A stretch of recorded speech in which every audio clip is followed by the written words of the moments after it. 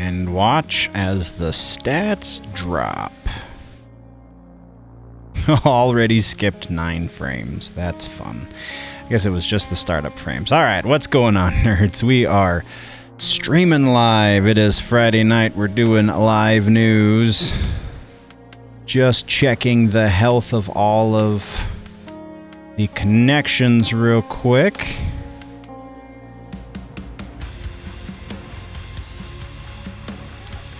Get the chat up and running.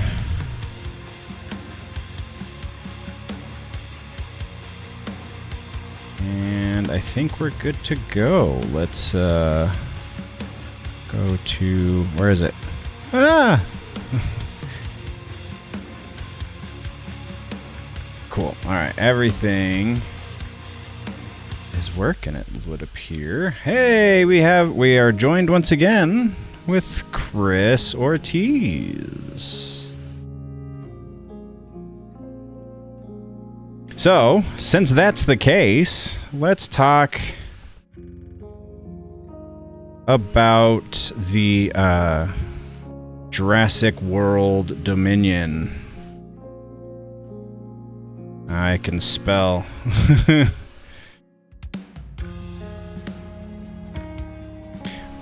Goodness. Alright, sorry. I am in chat trying to... Okay, so we're gonna start with just jumping right into the news, but we just immediately have been joined, so we're gonna start there.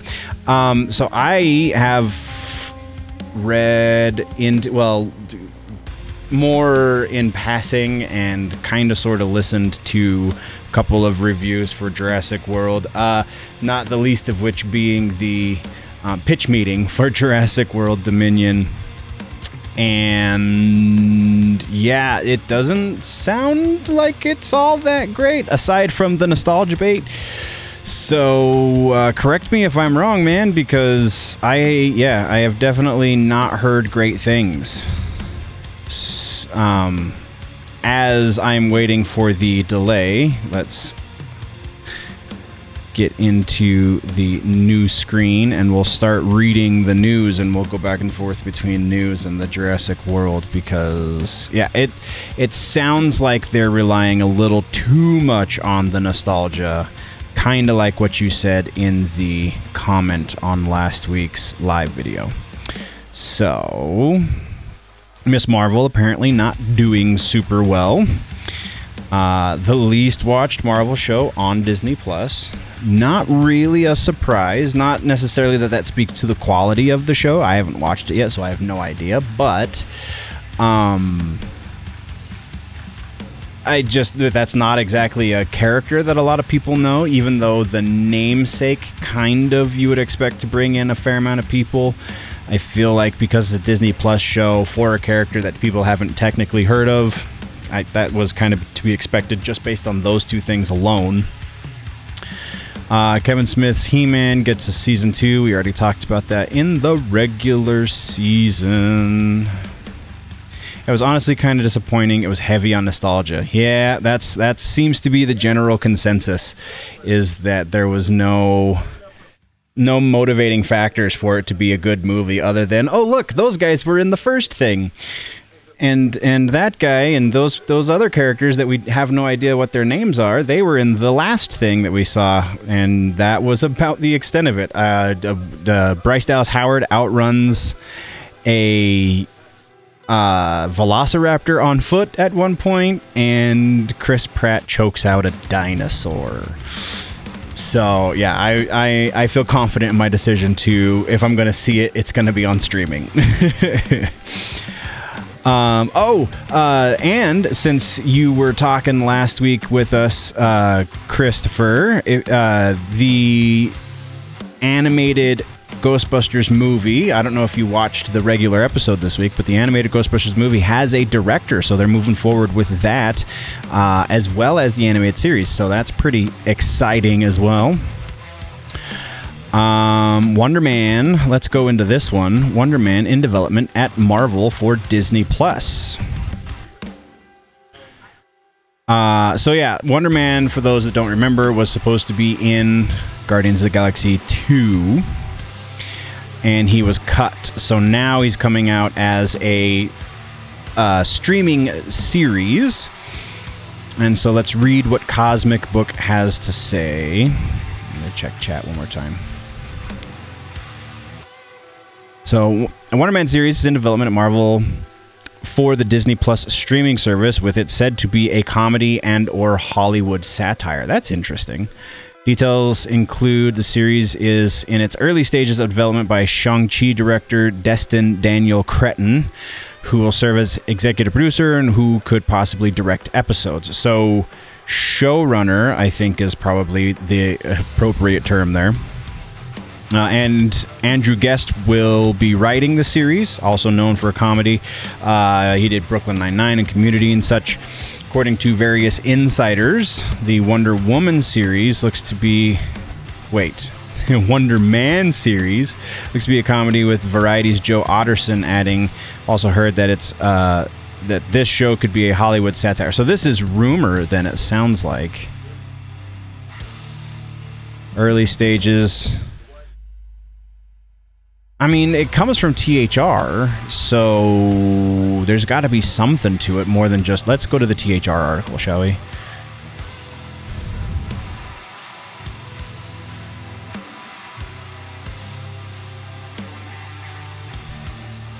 Yeah.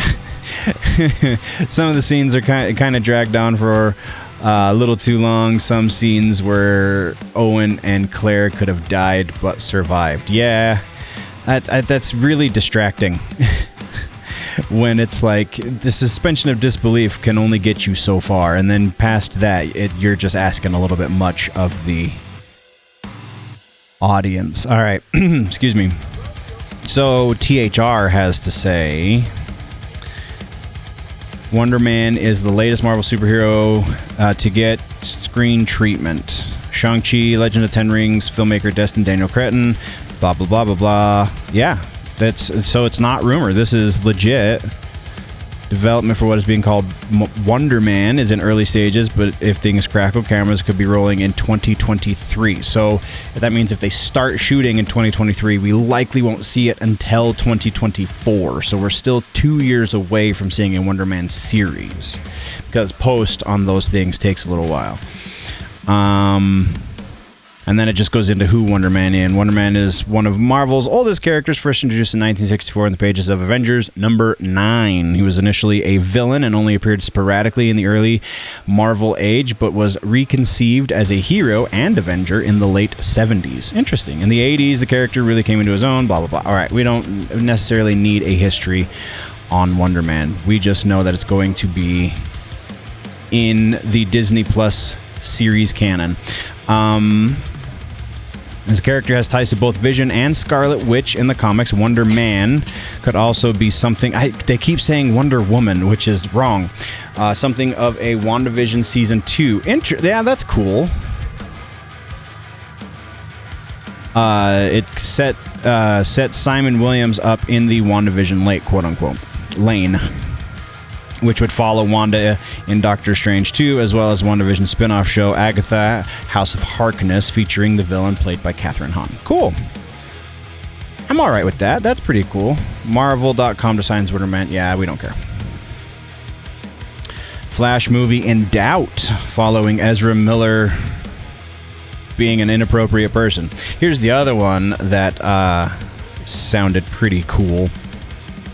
And then we have things to get to in other areas.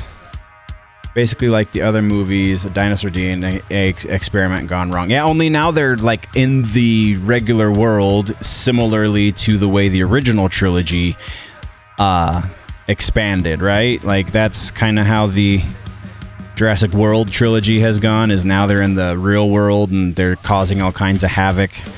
Even though, scientifically speaking, that's not super... I mean, it is a movie about recreating dinosaurs. I understand that, but still. There's only so far you can go there.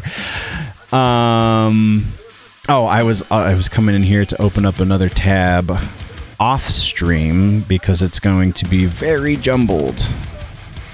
And we'll just use that to copy paste. All right, back into Game of Thrones Jon Snow sequel series. Kit Harington coming back for it. HBO is bringing back Kit Harington as Jon Snow in a Game of Thrones sequel series. The details include the series is in early development and will follow the events of the main Game of Thrones series, where Jon Snow found out his true name is Aegon Targaryen, potential heir to the Iron Throne. Last we saw of Jon Snow was he was exiled from Westeros. I feel like that was a voluntary exile, but whatever. And journeyed north of the Wall with the Wildlings, and Bronn Stark ended up becoming king. Bran the Broken, whatever. A lot of fans weren't too happy with the final season, because it was garbage. And the Jon Snow series could add more to the story and fix things in the eyes of the fans. Ooh, that's a lot to put on the shoulders of a show that theoretically won't even happen in Westeros. So, as THR mentions, Jon Snow series could open the door for other surviving characters to reappear, such as Arya Stark, Sansa Stark, Brienne of Tarth. You know Brienne of fucking Tarth. Yeah. I'm down for that. Oh man, it's so all right. So I'm gonna pass off a question to the audience. Is there a possibility for a Jon Snow series? Like, is there a decent possibility? Because anything's possible if done correctly. It's just there's a very large margin of error. Is it possible that a Jon Snow? Or hold up, but let's rephrase this. Is it feasible that a Jon Snow series could fix the way you feel about the final season of Game of Thrones? Because that is a lot to fix. Honestly, I also enjoyed it as well. Cool dino scenes. This is Chris commenting again. New dino scenes, cool new dinos, which was interesting, and some action scenes were cool. Yeah, it's a popcorn movie. Yeah, like some were a little short, which I wish lasted longer. I think that the spectacle, and I said this in the regular episode, I think that it's good that a movie like that is spectacle does well, and I feel like it should do well. Just because I'm not gonna necessarily watch it until it's on the streaming doesn't mean other people shouldn't. I feel like there should be open criticism of the things that they didn't execute well, because then the next time they choose to do something like that, they see how well they did, even though they got that criticism, and if they follow the criticism, theoretically they could do better. Like that I totally get, and I think that spectacle movies should still exist, because then that's what gets regular people out to the movie theaters, which then gives Hollywood studios more money to theoretically potentially do more risky movie making, so that we can get the Fight Clubs and the artsy movies that go back into theaters that don't just go straight to streaming services. So yeah, I think that it's great that you really dug it. I think that a lot of people will. I think that the last movie that I went to that was spectacle over content was the Fast and Furious 9 movie. F9, I guess is what it was technically called. And that really soured me on spectacle movies a little bit. I have a mild appreciation for the Fast and Furious franchise. Anything beyond the first, honestly, just the first movie. The second movie was not very good, and the third movie was a little bit better, but still not as great as that first one. But I put those in the same kind of category. They're spectacle over content. And those kind of movies should do well. And they're not necessarily for somebody who's as overly critical of their entertainment as I am, which is fine. That I fully admit that stuff like that. Like you can ask my girlfriend. I'm fairly annoying to go to the movies with, because I point out really dumb things, like how they missed the focus on that shot, or there's no purpose for them to have shot that insert because it doesn't accent anything like it should if you're shooting an insert like that. It's just really stupid, nerdy things like that. Or comment on the soundtrack or the way that the audio works, or how it's obviously ADR. Like, yeah, I'm a handful. So I think spectacle movies need to do well. The other side of that argument, though, is that yes, spectacle movies should do well, but does it have to be a continuation movie? Like, that's the other thing that has me kind of bumming about the Jurassic World movies, is that they wouldn't exist without Jurassic Park. And so that's really lazy filmmaking, because you're cashing in on nostalgia bait. And I think that we as a movie-going society are less inclined to buy into nostalgia bait these days. So again, they could have had an even bigger box office, potentially, if they had gone with a different they could have done a new dinosaur franchise that was not Jurassic Park, that was a different premise on how you get dinosaurs into the real world, and maybe borrowed a little bit from Jurassic Park. Obviously, it would have been an homage, if you will, but I think that making the direct continuation of that series is not exactly the best choice either. But again, it's not for somebody like me, so it is what it is. So yeah, super awesome that you dug it. What do you think about the director, moving forward, I guess is more appropriate, moving forward with the Ghostbusters animated movie? Sounds like the animated movie is going to be even more different from the animated series. Like we talked about last week, the animated series is going to be more in line. It's going to be set in the future, more in line with them as cosmic janitors in a way, which I find very humorous. But the movie is going to be a similar feel to the first two live action movies, just with a different cast of characters, is what it sounds like. So how do you feel about that one, Chris? And again, delay is a thing. So we're back to HBO, Kit Harington, Game of Thrones.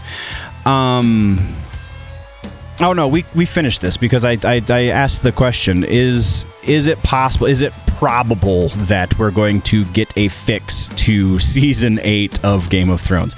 I don't think so. I think there is a slim window that's going to happen, but whatever. Tom Hardy, let's get into this one. Tom Hardy teases Venom 3 possibly with Spider-Man. Venom 3 is underway as Tom Hardy teases the script on social media, revealing the story is by him and Kelly Marcel, with the script written by Marcel and the writer of the first two movies. Okay, cool. There's at least some consistency there. Image posted on Instagram features a doodle of Venom, the tongue becoming the 3. That's cool. I dig it. Assuming that actually does make its way... No, not series, not animated series, man. The Ghostbusters animated movie. It's going to be separate from the animated series. We talked about the series last week. You actually broke that to me because I didn't know about the Ghostbusters Day announcements. So getting into research for the proper episode that I posted on Wednesday, I found that not only are we getting the animated series, we are also getting the live action continuation, the sequel to Afterlife, and we're also getting another Ghostbusters movie, but it's going to be an animated movie separate from the animated series, and that just got a director. I don't remember who the director is. I would have to pull up my notes from the last episode, which I mean, you can go back and watch the last episode if you want, but yeah, the important part is there is a director, so they're moving forward. Seems a little bit faster with the movie than with the series. So, some fans also think the red color and the S shape of the Venom tongue might mean Spider-Man will be part of the flick. I don't think that's what that is. Is that really... Are we really grasping at straws that hard, nerds? Like, is that the situation we're in? Venom was at one time talked about appearing in Spider-Man No Way Home. Now we're just getting to the history. Yeah, whatever.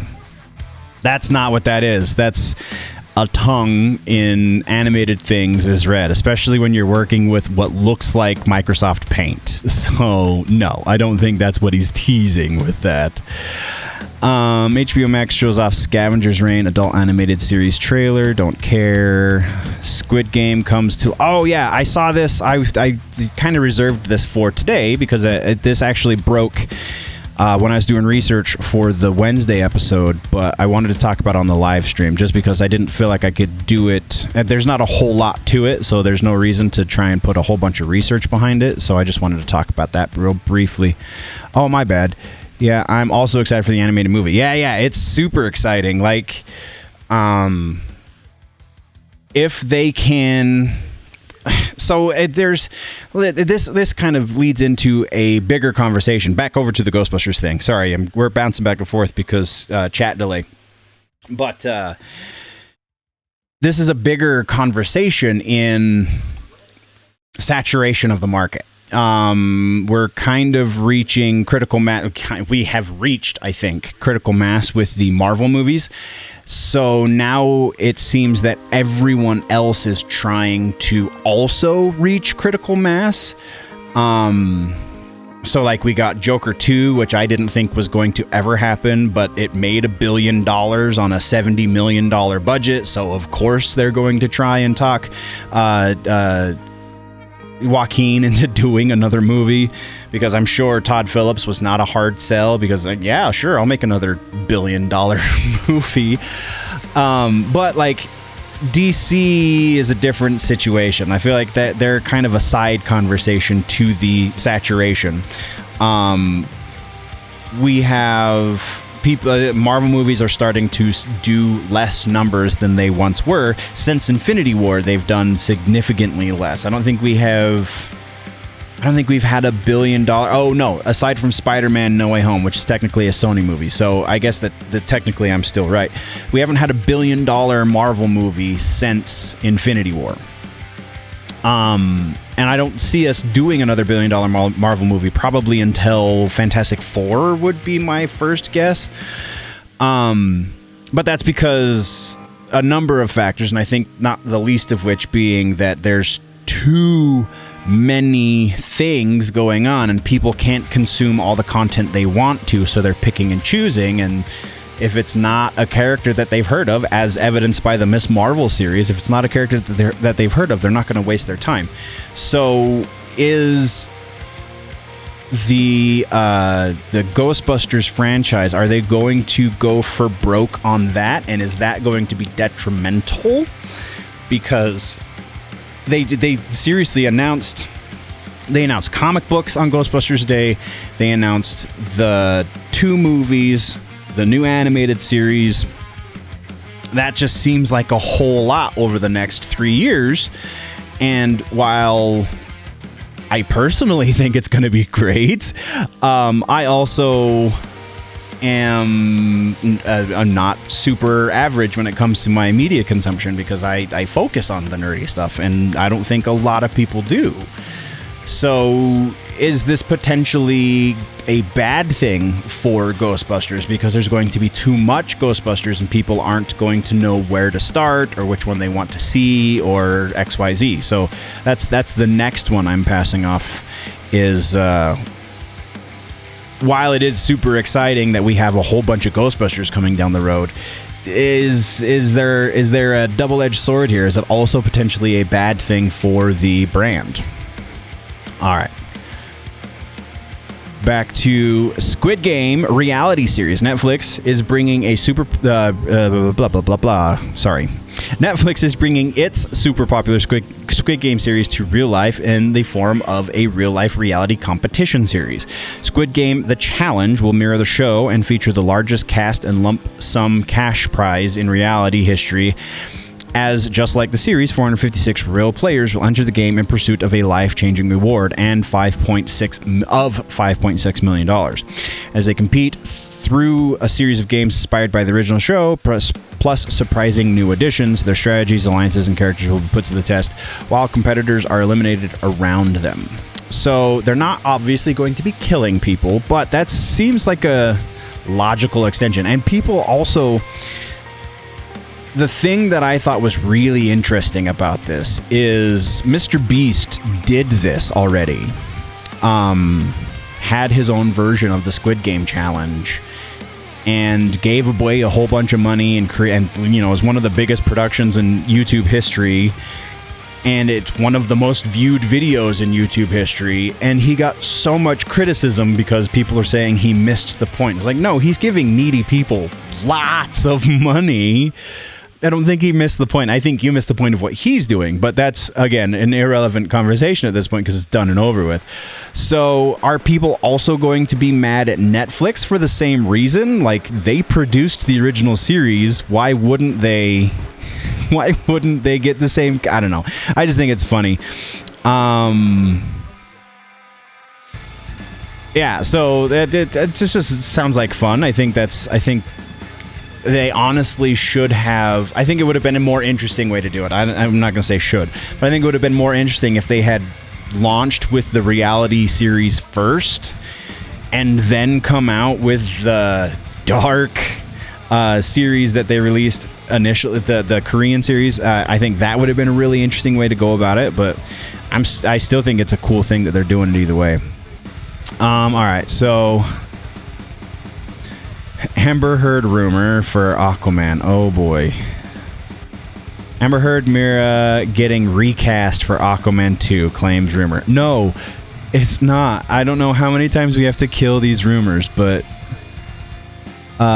Christopher says, I don't know, man. I've recently heard that the 2016 Ghostbusters almost ruined Chris Hemsworth's career. I don't know if it would have ruined Chris Hemsworth's career. I think he was the safest of all of them. Kristen Wiig also pretty safe, but the rest of that cast has not done anything really noteworthy since. Leslie Jones has not been in anything that has done any sort of significant numbers in the box office. She's no longer on SNL, so she's not a part of the conversation anymore. And then what's her name? Oh Lord, it was just on the tip of my tongue. I'm gonna have to Google it. I can't think of her name. Good night. She was also on SNL. Kate McKinnon. There it is. Kate McKinnon also hasn't done anything really overly, like, she's had a couple of cameo roles. She was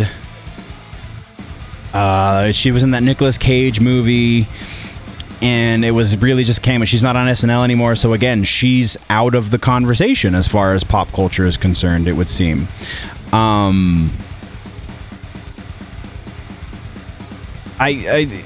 Hemsworth is a Marvel guy. Like, I'm sure it's hard for him to get other roles now to some degree because of the 2016 Ghostbusters, because like he was a himbo, and that was a really bad movie. Like, aside from whatever politics you want to imbue it with, it was just objectively poorly made. It was a terrible script.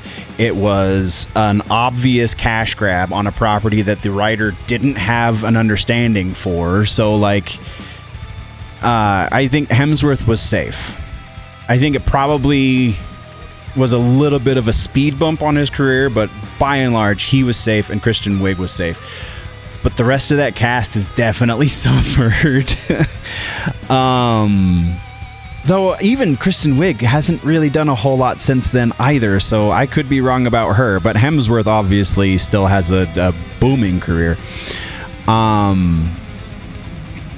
I mean, that also kind of feeds into the saturation, because with that movie confusing people who aren't active fans of these properties, or of this property specifically, that leads to the saturation of the market. That becomes an issue. That becomes well, that movie wasn't very good, so why would I want to go see these other new movies if that one was bad? Which I think led to a lot of why Afterlife didn't do as good as it possibly could have in the movie theaters, because a lot of people were like, well, no.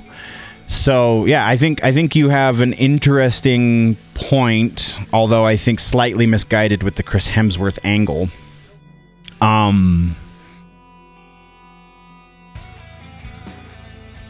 But yeah, that's also very much a consideration. 2016 could have derailed the property altogether. We could have no more Ghostbusters because of that movie. So yeah, I think that's an interesting thing to consider. All right, so back to the Amber Heard rumor. It's again claimed that Amber Heard is getting removed from Aquaman 2 and that Mera will be recast, while at the same time, it's also said the actress still remains in the movie in a small role. What? That doesn't make any sense. Latest rumor comes from Just Jared, a site known for posting celebrity images taken by paparazzi, which is owned by Town Square Media, blah, blah, blah, blah, blah. Site claims a source has filled them in that, quote, Warner Brothers decided to recast Amber Heard's role after screen testing the movie. They're going to be doing research with Jason Momoa and Nicole Kidman. The source adds that a new actress will play Mera in Aquaman 2 and any future DC films. Recently, there's an update. Let's go to the update. Update. A spokesperson for Amber Heard has filled in EntertainmentWeekly.com denying that the actress has been cut and that Mera will be recast. The rumor mill continues as it has from day one. Inaccurate, insensitive, and slightly insane. Inaccurate, yes. Insensitive, maybe. Insane, yeah, okay, I'll allow that one too.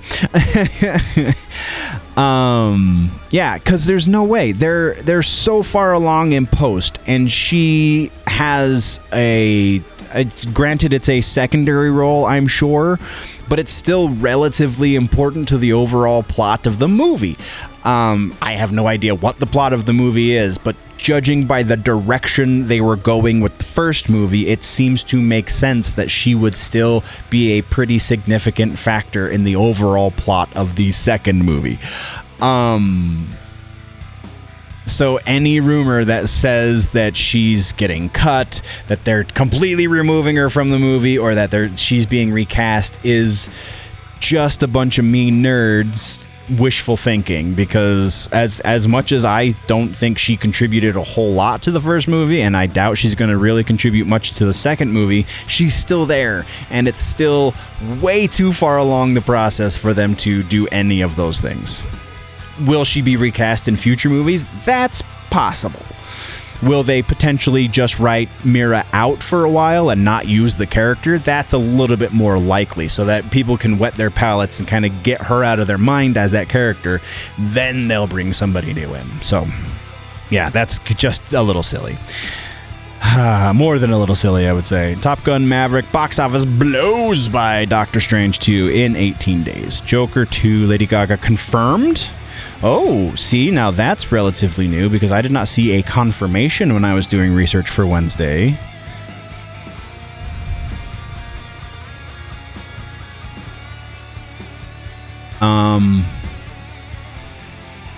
THR offers up that Lady Gaga is in early talks to join Joaquin Phoenix, and director co-writer Todd Phillips has shown the script to the studio, which was teased on social media. Folie à deux.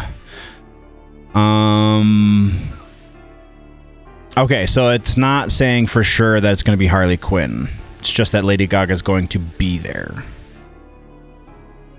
Oh, and since I didn't write this down in the regular episode, let's do this real quick, just because it's going to bug the crap out of me until we translate it. Let's Google Translate, because I know French to a certain degree. It's just really rusty these days, so Folie à deux. We're going French. Where is F? C, D, E, F. French. Okay. Madness for 2. Okay, so if I had taken the guess that was in my head, I would have not been wrong. I just didn't want to do that and have 10 people in the comments, oh, no, it means this. So, Madness for 2.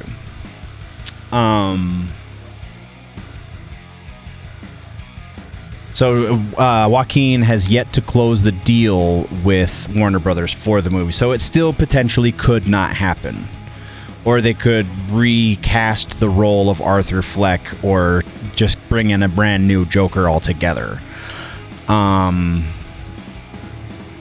Producer Bradley Cooper. Huh. Musical sequel. See, I think that I think is really weird. Joker 2 will be a musical sequel, according to rumor, which, while a surprise, does make sense as Lady Gaga starred in A Star Is Born. Yeah, blah, blah, blah.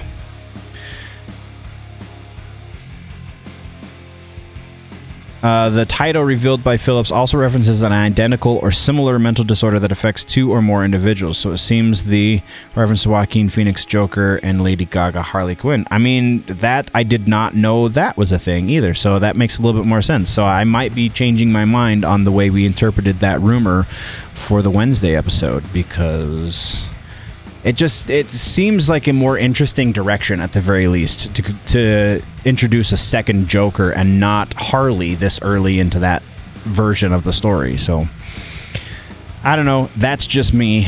We're moving right along.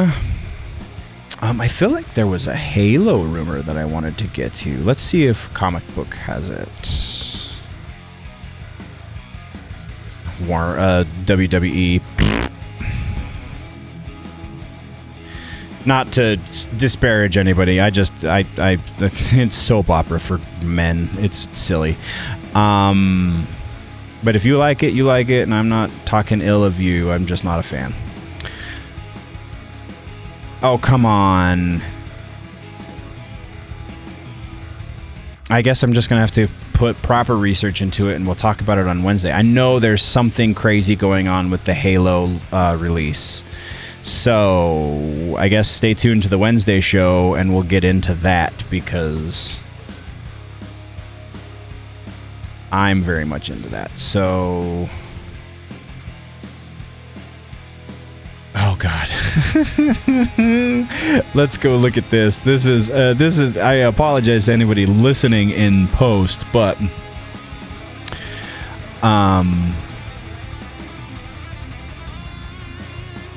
we got to take a look at this Winnie the Pooh nonsense. Winnie the Pooh, Blood and Honey. We have an update about that movie, and it's coming from the Nerdist, and we have... Ta-da! Oh, the horror movie, because Winnie the Pooh is now public domain. We have the bloody mask that they're using for their version of Pooh. That's hilarious.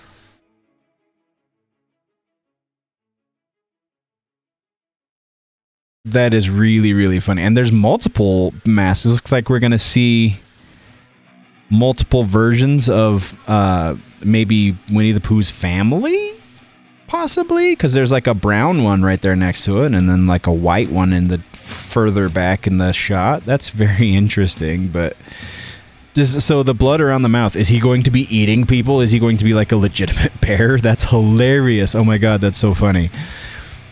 All right, movie news on Comic Book.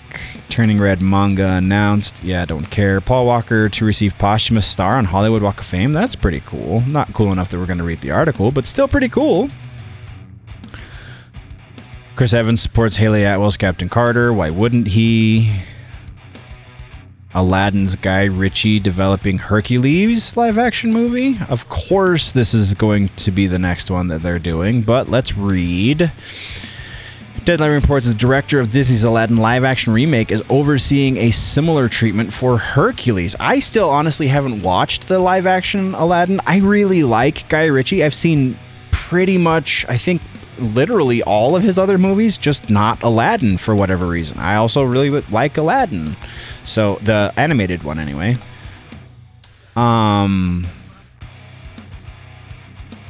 Joe and Anthony Russo are producing the Hercules movie through their production company AGBO. Search for writers is ongoing following the first draft by Dave Callahan, who wrote Shang-Chi and the Legend of the Ten Rings. Guy Ritchie's Aladdin was a box office hit when it was released. I didn't know it crossed $1 billion. That's cool. I really want to watch it. I have no reason why I haven't watched it yet, so my apologies, but Winnie the Pooh multiverse? Oh, man. That's hilarious. Yeah, Winnie the Pooh multiverse.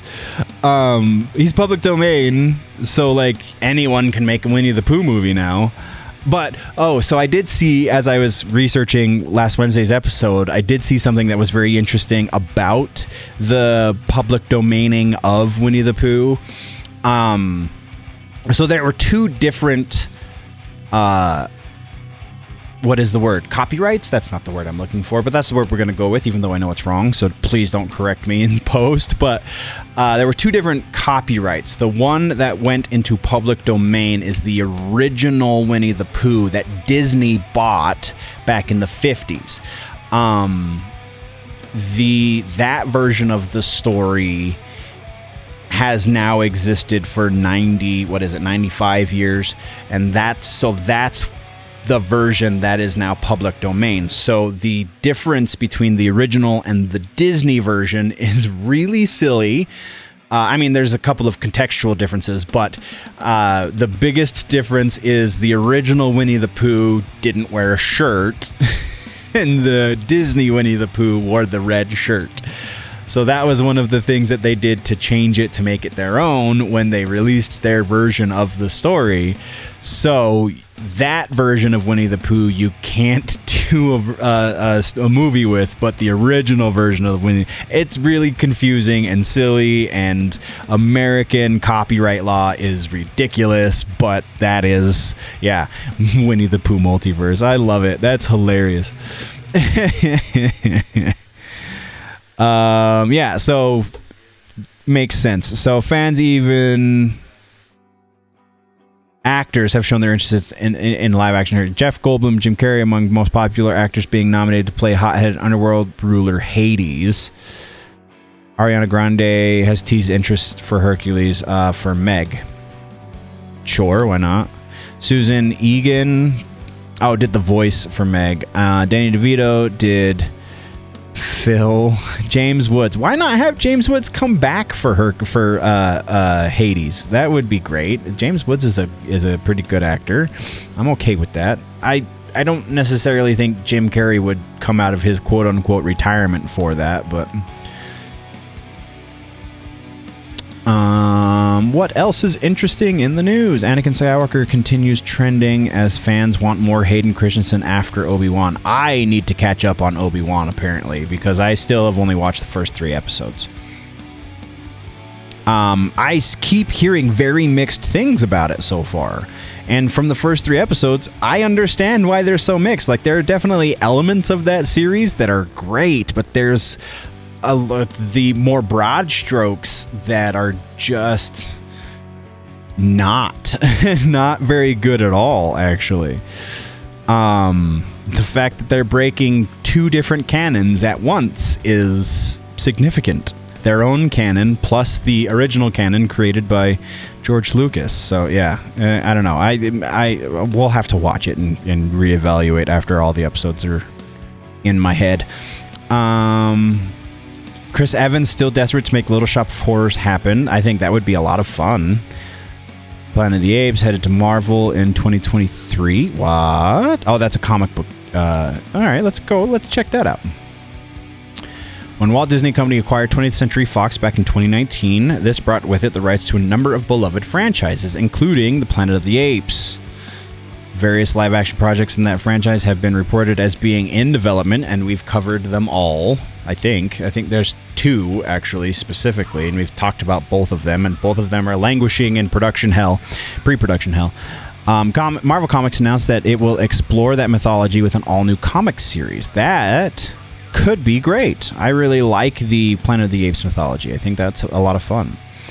The reveal came with teaser art from Salvador Lorca, but rather than being the announcement of a specific series, now that has shades of the Tim Burton movie in it even.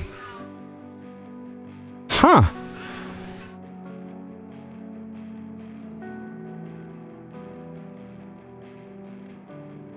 Well. Does it reference the Tim Burton? No. But it says it's coming out 2023. That's pretty cool. I like the way it looks. I like the Tim Burton movie aesthetically. But the actual practice of that movie is not very good. But the aesthetics are great. Tim Burton does great aesthetics regardless. Scream 6, Emma Roberts says she would return to the franchise. The only person who's not going to is Neve Campbell. Yeah, okay. Thor 4 was always going to include Naked God of Thunder. Don't care. Lightyear pushed Pixar to infinity beyond where Toy Story went before. Yeah, you're not really grabbing me today there, comic book. Mike Tyson weighs... Oh, okay. All right, clickbait. I gotcha. Mike Tyson weighs in on Will Smith slapping Chris Rock. While appearing on Jimmy Kimmel Live, Tyson was asked if he saw the infamous slap heard around the world during the Oscars, to which former heavyweight champ confirmed that he did, calling it interesting. I mean, for those that don't know, Mike Tyson was recently in a little bit of a scuffle in public as well. He was being harassed on an airplane and made the guy regret it. And was taken to court over it and won. So that's cool. Tyson had more thoughts to share on the matter when Kimmel went on to say that the last time he had been that shocked during a live broadcast event was when Mike Tyson bit off a piece of Evander Holyfield's ear. I don't know if Will Smith felt it was necessary to do it. If he's not shocked, I'm not shocked, Tyson said, and let that be it. I have trouble interpreting what he means with that. I don't know if he felt it was necessary to do it. If he's not shocked, I'm not shocked. Okay. Tyson was the last person we expect to be clutching pearls over the fact that Will Smith hit Chris Rock. After all, Tyson made an entire career... Yeah, okay, whatever. Clickbait did not pay off this time. My apologies. Piglet on your left. Avengers Assemble. Oh, I'm going to see... Yeah. There is some great images of Piglet. I'm going to go see if I can find that. Again, sorry to the people listening in post, but I got to do it. I got to do it. All right, so... Oops. I can spell. Winnie the Pooh. Blood and Honey. Piglets. And then images. So this... In case you haven't seen it yet, this is what Piglet is gonna look like. Oh my. Open image. Where are you? Open link. I don't want to open link. I want to open image. Open image in new tab. There we go. This is Piglet right here. This is Piglet. So this is Winnie and this is Piglet. Oh, I just realized Winnie the Pooh is wearing a red shirt. They might get a letter from Disney if the breakdown I saw of the differences in copyrights holds true. But yeah, that's what Piglet's gonna look like. He looks more like a warthog than a pig, but whatever. All right, back to the news. Grant Morrison reveals 2 Marvel Studio projects they pitched. Oh. Why haven't we come across it? Because we're not in comic book news. So let's go to comic book news, because as we reported on Wednesday that Tim Sale There it is. Tim Sale was in the hospital, went in Tuesday morning, I believe, and passed yesterday.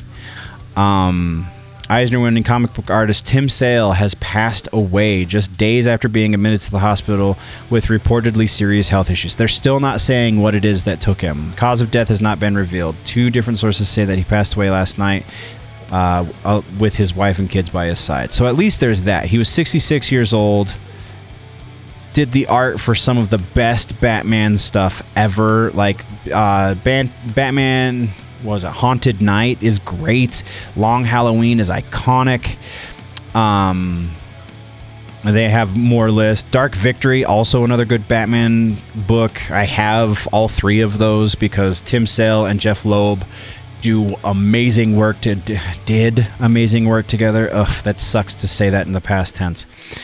Catwoman when in Rome. I really like the way he draws Catwoman too, I think. And if you played the Arkham series, I believe it was the first game, one of the statues that you could get was a homage to Tim Sale's Catwoman, and one of the costumes, the purple Catwoman costume with the big ears, that was an homage to Tim Sale as well. Wow, it's a heavy sadness I must announce that Tim Sale passed away today. Someone who is running his official Twitter account now. He passed with the love of his life beside him and loves all of you very much. Please share photos and stories under this post as we hope to share them with the community. Sale was born May 1st, 1956 in Ithaca, New York. Spent most of his early life in Seattle, Washington. He attended University of Washington for 2 years before moving to New York City to attend the School of Visual Arts and enroll in the comic book workshop run by legendary Marvel artist John Buscema. In addition to working with Loeb in the comic space, he also collaborated with Loeb in TV, where the two both worked on Heroes. Oh, that's right! I totally forgot about that. Also collaborated with indie cartoonist Eric Powell to create on-camera work with precognitive artist Isaac Mendez. Yep. As well as other artists on the show. Sale also created the front used for the series captions and transitions. Font, rather. Sorry, I can read. He earned his Eisner in '99 for Devil's Advocate, written by Matt Wagner, Grendel Black and White, and Red #1. He also got Eisner's for Best Graphic Album reprint for Batman Long Halloween, and Best Pencil/Ink for Superman for All Seasons, and Grendel Black and White and Red. Condolences. Man, that's... Let's go look up, just because we have to. We're going to go look up some Tim Sale. Tim Sale Long Halloween. We're going to go look up some Tim Sale art. Actually, no, not Long Halloween. Let's say Tim Sale art. Images. So... I'm just trying to see if I can find... I mean, there's... That is the Batman of the 80s. Like, there's no 2 ways about that. That is what Batman looked like in the 80s. There's his black and white of his Catwoman. Let's do Tim Sale, Batman, Arkham Asylum.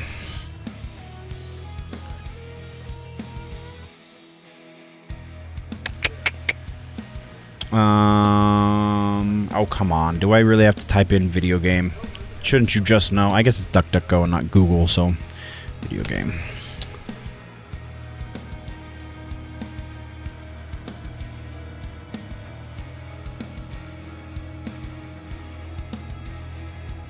Fine. Let's do Catwoman. Arkham Asylum. Tim Sale. A little better.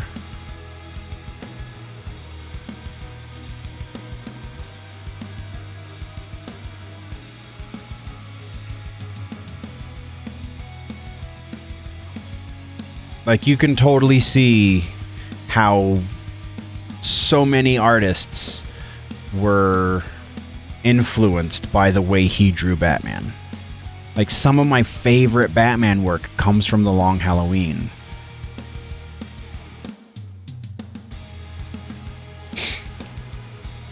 We're apparently not going to be able to find that Catwoman, and I'm not, and I'm like, I would love to be able to find it, but we're spending a little bit more time on this than I anticipated, so it kind of is what it is, I guess. That's Joker. Such a great artist. So missing so much. Tim Sale variant cover for a Rebirth number 17. Iconic, man. Iconic. Also from The Long Halloween right here.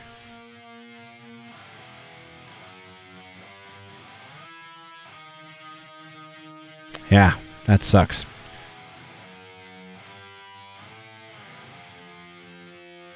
Not a Puma hybrid. Oh, thank you for bringing a little bit of levity to the moment there, Chris. Oh, a Pumbaa hybrid. Like Timon and Pumbaa, you know. All right, so we are coming up on our hour for the news. That means that I want to close out the hour with music stuff. I need to find that link real quick. Where is it? Bookmarks. Where are you? There we go.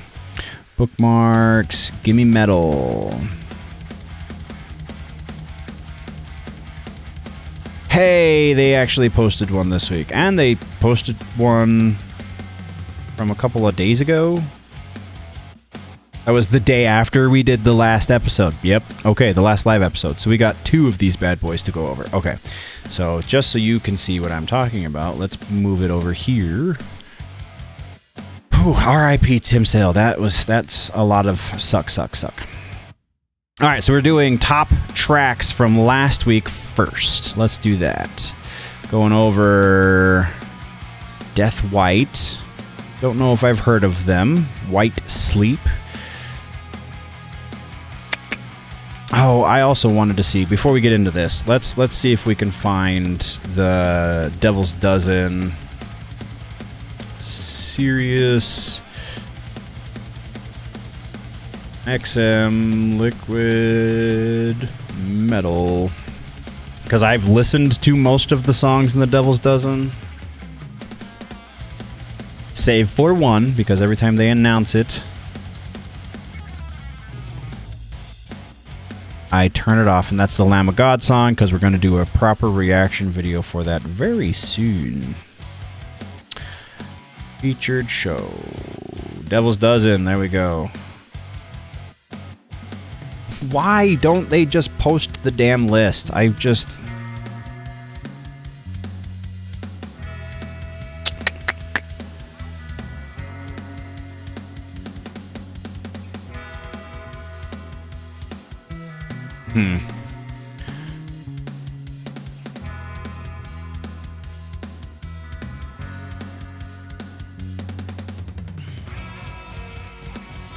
Oops. Okay, so how am I going to do this? How are we going to find Devil's Dozen?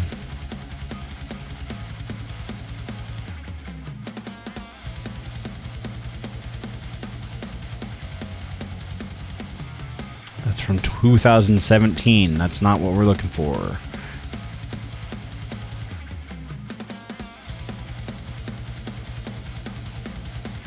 Oh, maybe.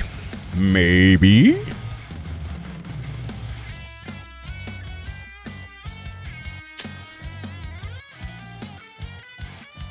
Facebook page.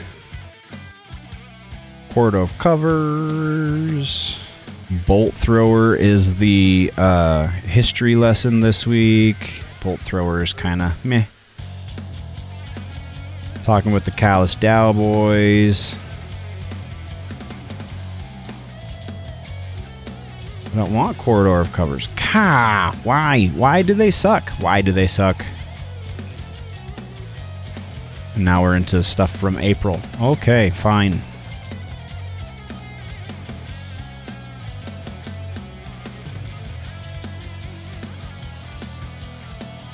10 years ago. Interesting. All right, I didn't anticipate doing this, but let's take a look at the from 2012. It's an interesting array of things. Starting at the bottom, As I Lay Dying was number 12. Paralyzed, I don't know the song. That was pre-Prison. That's funny.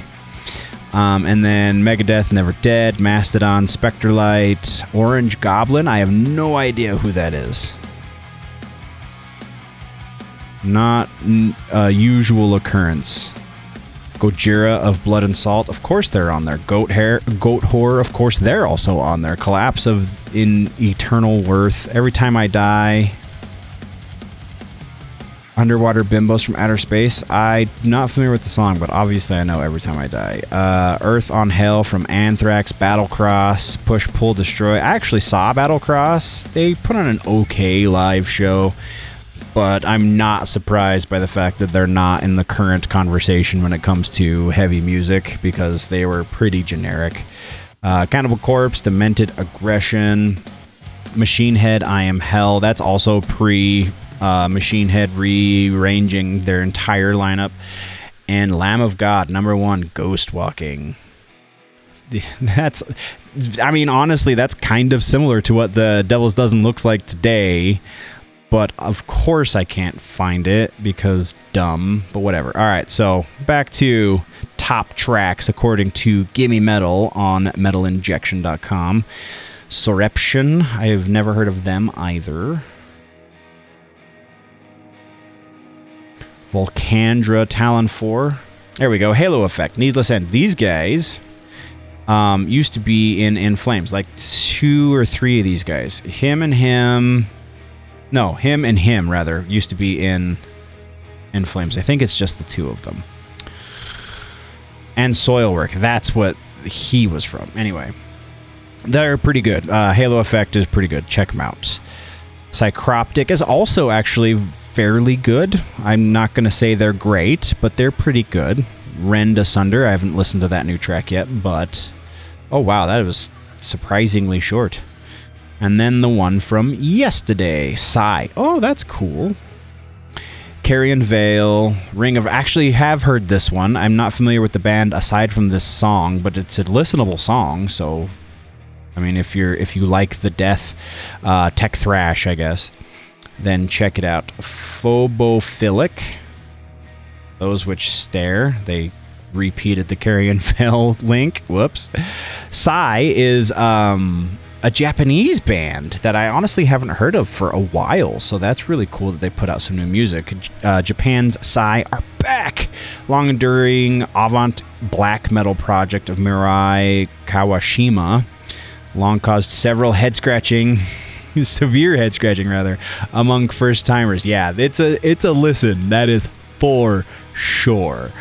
Injecting the most outside black metal influences you could imagine, cobbling into grandiose, truly unique work. Yeah. If you want a challenge, if you want to challenge yourself with some very interesting artsy black metal, that is definitely a band to listen to. Hammer King, Pariah Is My Name. I know the band in name only. Nothing to write home about as far as I can remember. Atramentum, The Black Hole. God, I wish we could listen to these in stream so that we could do like an active participation kind of reaction situation, but because that would be like a whole nother 20-30 minutes worth of content that we could get out of this, but and it would be like right up my alley because I really like doing the analysis reaction stuff because I feel like I have something to contribute to the conversation. So yeah, some new music to listen to if you are into the heavier side of things. Right there, we just went through the top heavy tracks according to Metal Injection's Gimme Metal for the last 2 weeks. And that puts us at an hour, nerds. So that means that we have hit the middle of the show, which is time for me to go refill my water and, you know, feed the dogs and whatnot. So we're going to take a 10-minute break. If you are listening in post, then this is the end of the news portion. So thank you very much for joining. Mr. Ortiz, if you would like to stick around since you are the only active member of chat, I would appreciate it. If not, I totally understand. But those of you, again, listening in post, we will see you in the regular show on Wednesday. Or if you're watching in post, because this goes up in a number of different places. I'll see you on the regular show for Wednesday. And, yeah, all of the fun times. Thank you very much, nerds, for joining. We will see you in the next one. Before we go, always remember that if it's generally nerdy, it's probably here. Stay tuned, those of you here in the chat. We will be back. It'll probably take me about 5-10 minutes to get the dogs fed and re-up my throat lubrication. So, we'll see you in a minute.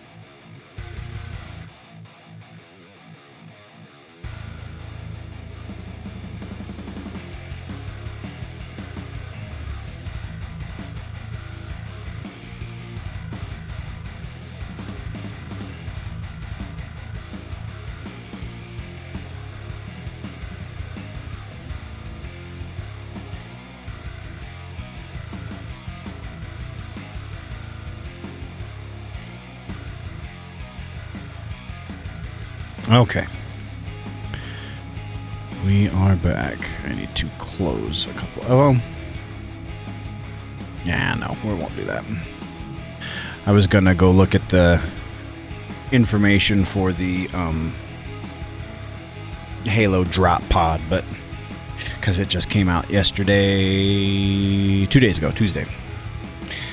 But I don't care that much. So we are back. If you are just joining us, welcome. This is the gaming portion of the show. Let's get to... We're going to actually start the Splitgate this time because I remembered to check for the update.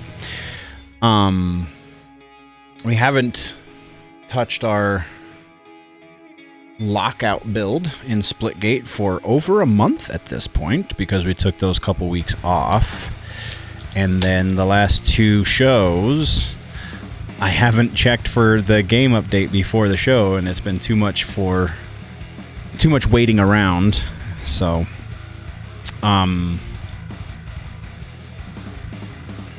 yeah, so we're going to get into Lockout again. I have re-upped the drinks. I'm rocking a... See if I can get this into frame. I gotta open up my OBS. So I'm rocking a Coke Starlight. We got the little cans just because I don't need that much soda. I drink enough energy drinks as it is. I don't know. People say that this one tasted like dirt to them. I dig it, man. Kind of tastes like s'mores a little bit to me. So... yeah, we've got a whole thing. I don't know that they're selling them in stores anymore. I was looking for the... there was the Coke Pixel that they did at the same time, or shortly after, and I never... It's not my guy, is it? Oh yeah, I guess it is. Weekly challenges. What do I got here? What's going on? Okay. You could probably do that. Locker. I did this last time. What the heck?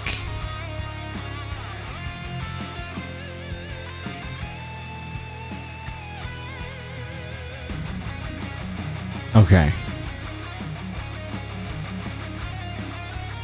Yeah, oh my lord. Okay.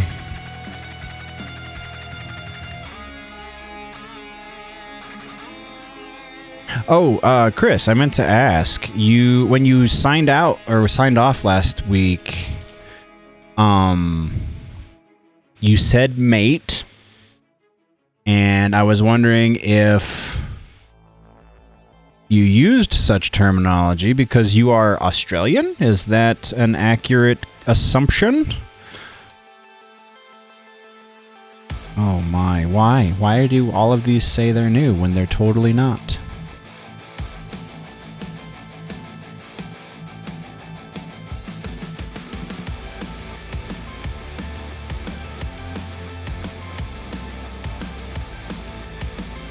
Oops.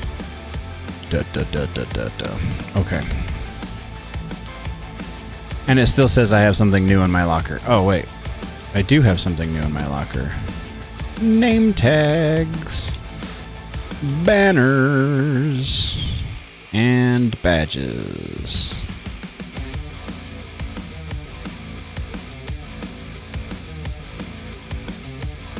Okay. What is what?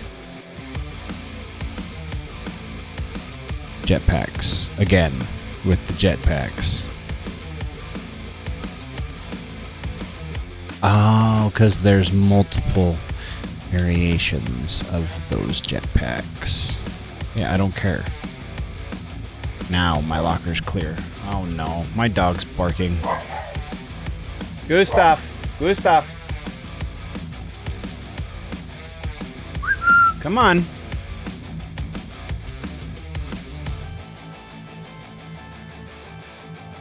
Oh, that's cool. I like that skin. Come on, buddy. Get up there.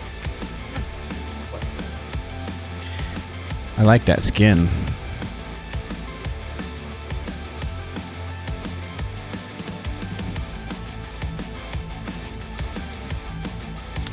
Featured items. Not a fan of that skin. Like, if it was not a million colors, it would be cooler, but... What even... Oh, that's the portal gun. Skull Crusher. That's cool. Oh, there might have been a glitch when I asked, so I'll throw this out there again. Mr. Christopher Ortiz, are you from down under, sir? Are you from Australia? I think it's very interesting. If you, I mean, it's great that you're watching either way. That you have decided to join the conversation is awesome. So even if you're not from Australia, it's still cool. But I just find it interesting that I have come into contact fairly recently with so many Australians, because I write for Kamidogu, and the guy who runs Kamidogu is from Australia as well. And I think the other dude who runs the podcast with him, who does the Toasty Studios Twitter page, is also Australian. So if you too are Australian, I think that's very interesting that is the situation. Anyway, so we are going to go into our map creator, because it should still be here, maybe.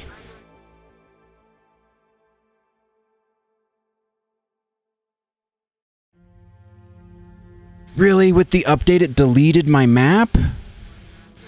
Oh my lord, you can't be serious. Oh no, there it is. Oh, good. Wet ocean, huh? Oh. Maybe I should have built it over that. Whatever. Map options. Can I... Nope. Alright, fine. Let's just go into it. And... start.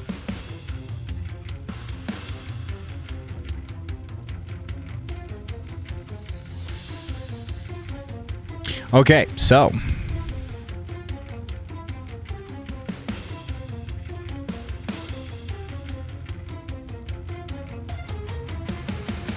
why can't I remember the button?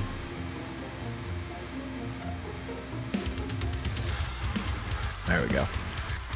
This is what we have so far. We have... This is lockout again. So, we have the main corridor, which I think, now that I'm looking at this with fresh eyes... Oh, no, that's right. Okay. I was going to say, I think my hatch right here might be in the wrong spot, but it's good. The main corridor with the window so you can see across... And then that goes out into the central area. And then the walkway, which that's going to be a platform right there. Walkway into the tower, the mid-level on the tower. There's the drop down to the bottom level. And then the walkway to the top level. And then we have the top of the tower. We have the walkway down the backside. Something seems weird here.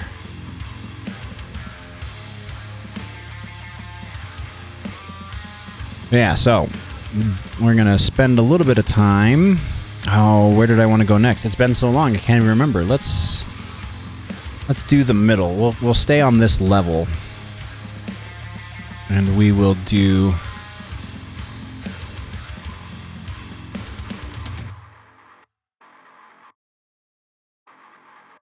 blocks, floors, 8x8, 8x4? 8x4, that's what we want.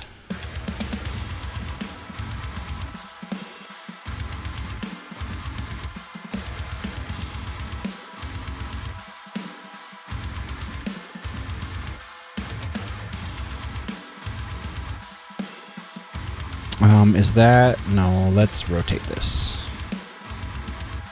Rotate X? Nope. Ugh, alright. I hate it when I do that.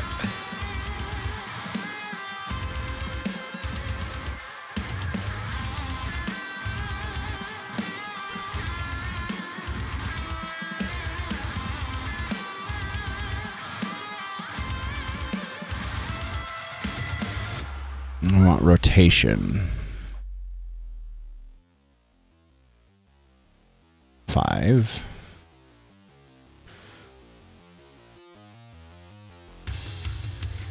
Go to 0. There. And then 0. Okay. So that's the one we wanted to spin.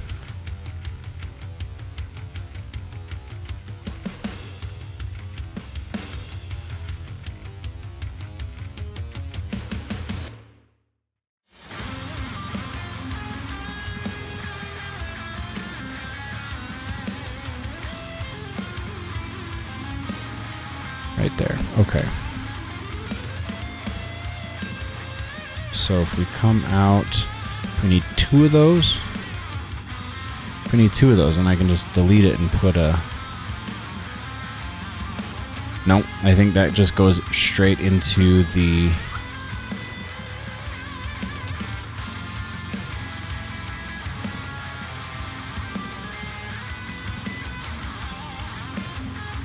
Oh, hey. I should be in the other view, huh? Just realized what was going on. Shooter scene. Shusha. Transition. Aww. Don't freeze. That's no good. It didn't show the transition. Whatever. Alright. So now we need... large one.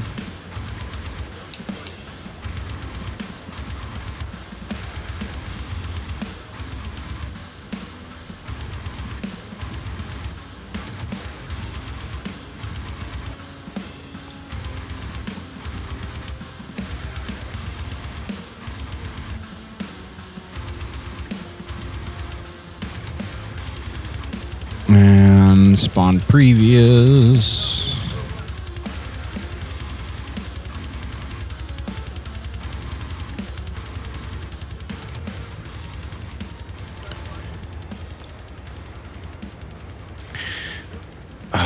This is going to really throw me for a loop because it's going to be difficult to remember the size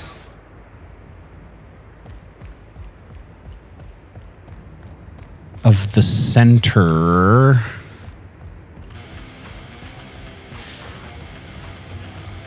All right, this all feels right.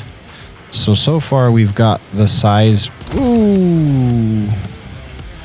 Got the size right. What if we did this? Let's see how this feels.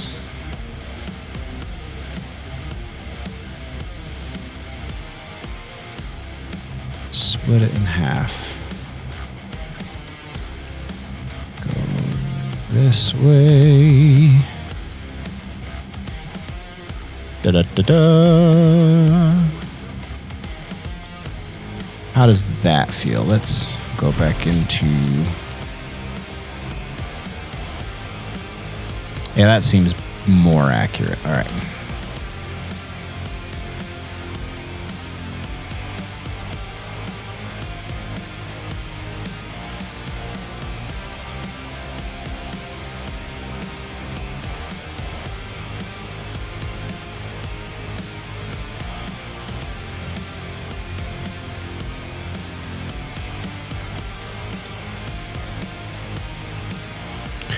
And then 2 more, I think.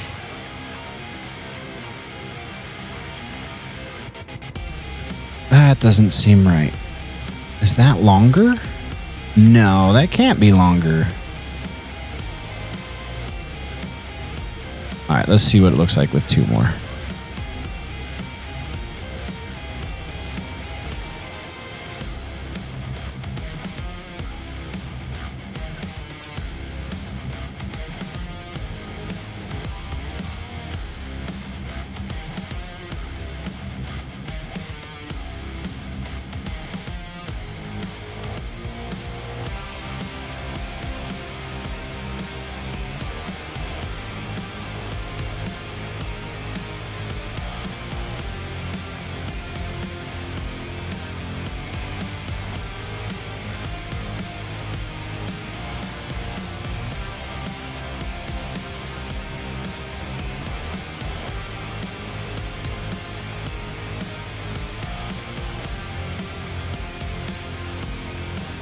Left.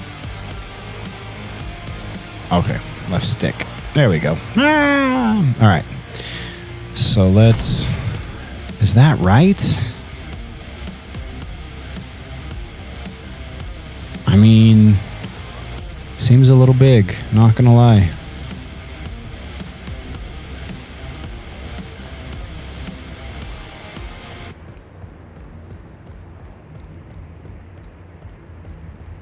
And then the other tower goes right here.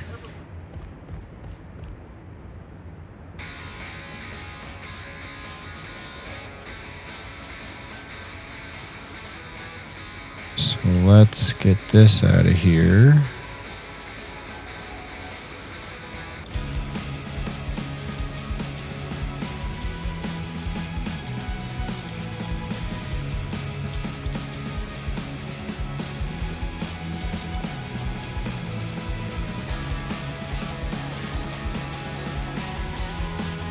Do 2 of those, and then we'll move all of these over.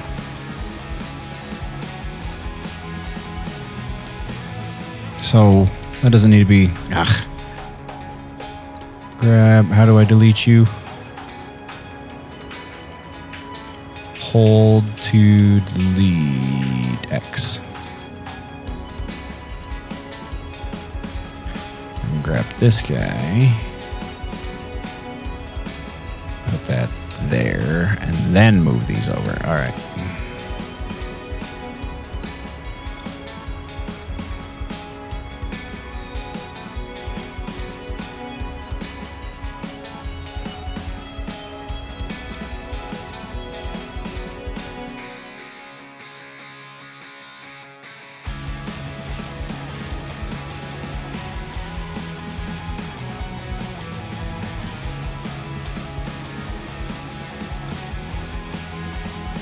That seems slightly better.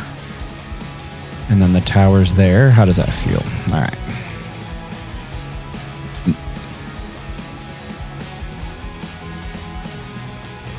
And then you jump across. Yep. All right.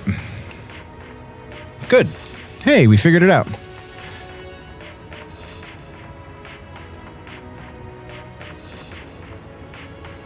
Oh, yikes. Good thing you got the cockroach off. All right. Just checking, because if you were, I also was wondering if you were somebody else. But if you're not, then you can't be the other person. So rock and roll. Either way, thanks for joining. We'll get past this part in a minute. I just really think it's going to be a lot of fun to play the Lockout map, because it's my favorite Halo map of all time. So, because we don't have it in Halo Infinite, and we don't have Forge for Halo Infinite coming anytime super soon. Well, I don't know. I did hear a rumor that might lead one to think otherwise, but we'll get into that in the Wednesday show. But either way, as it stands right now, we have no Forge in Halo, but we do have a Forge in the Halo alternative, being Splitgate. So I want to build it here. So that's what we're doing. We're building Lockout in Splitgate. All right. So what was my last? That's not what I want. I want that.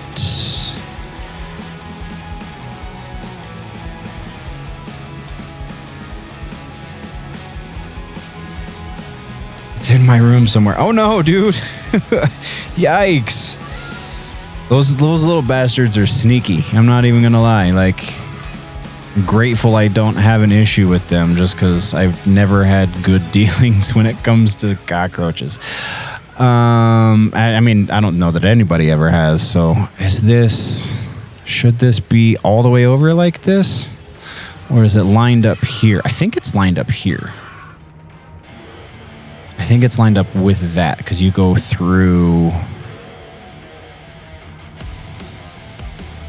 Yeah, that seems right. Okay. All right, so let's get the main level of the other tower going, and then I think that's all we're going to do for this build session.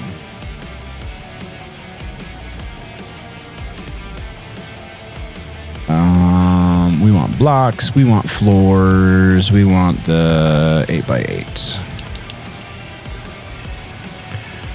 Okay. Now this is going to be another tricky part. The biggest issue I'm going to have, I already know, is going to be the bottom level. Just because I really only, when we're running across the bottom level, by and large, it's just to get to this room, because this tower right here is where I find most of my capabilities come in handy. This is just the most easy to utilize area of this map for me. So that's the part I know the best, which is why I built it first. Come to my house and...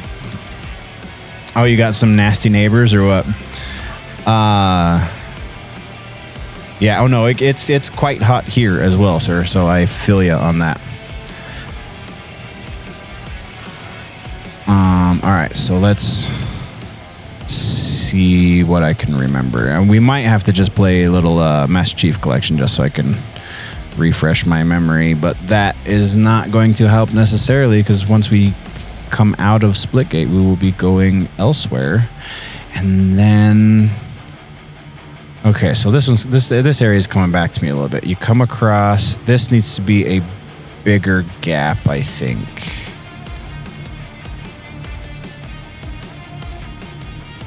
I wish there was a way to select multiple, but you can't do it, so we'll just scoot these guys over a little bit.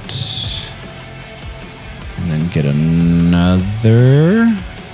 Is that... Should we do it that way?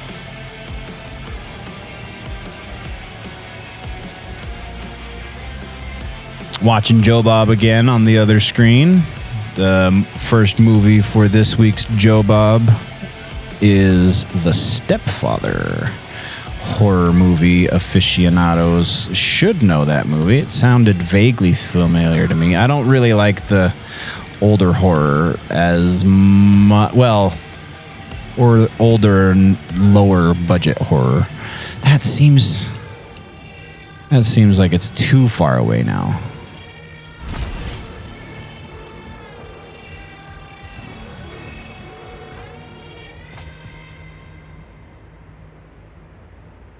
Oh, it's because this isn't connected. This is a gap. Okay, so that's why that seems wrong. Okay. So we need one of these guys in here temporarily so I can get the gap spacing correct.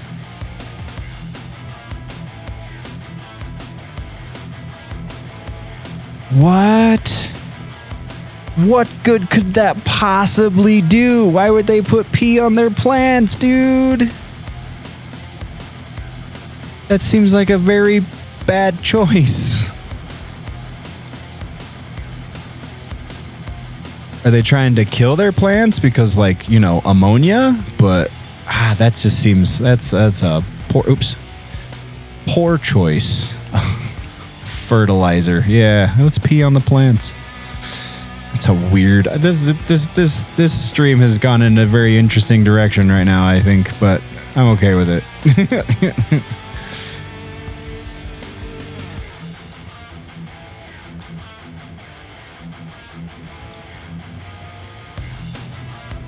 All right, so that's lined up. All right, so now how does this feel? Fall. And we jump. Does that seem right? And then if we don't jump, we fall. That seems fairly accurate. We'll go with that for now. I mean, if I have to move it later, that just means... Let's get the hill up here, shall we? That just means a lot more extra work later, but I'm okay with it. Okay. Distraction over. All right, so that means this now goes out and around and up, right? So we'll just keep with the 8x8 blocks and see.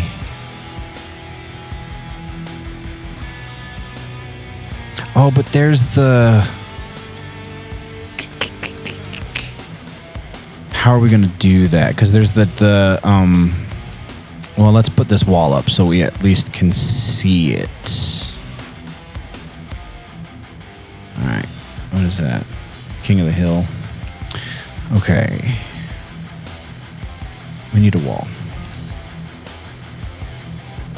Yeah, that seems very bizarre, man. That's a little out of this world. All right. Blocks. Walls. We'll go with a good size wall.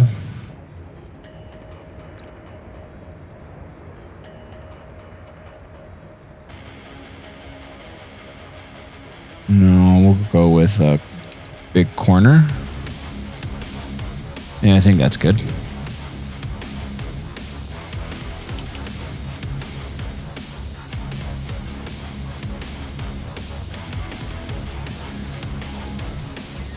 And then we need to rotate. Yeah.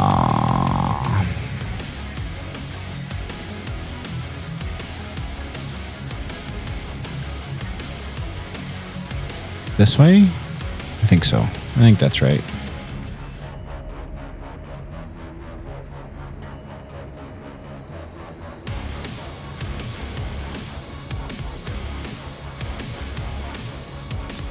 Do you play much Halo, Chris?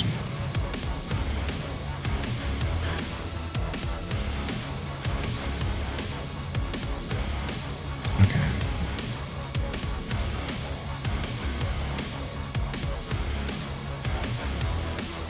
All right, how does this work? Oh, I can't visualize it.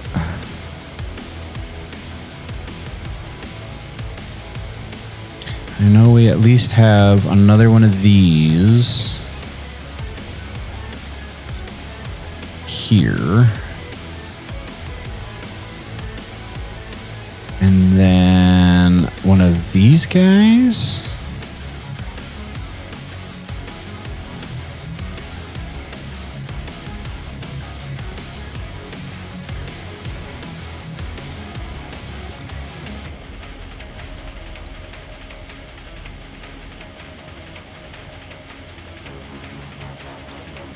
That seems right. And then there's another wall here, right? Because that's where the third level of the second tower lives.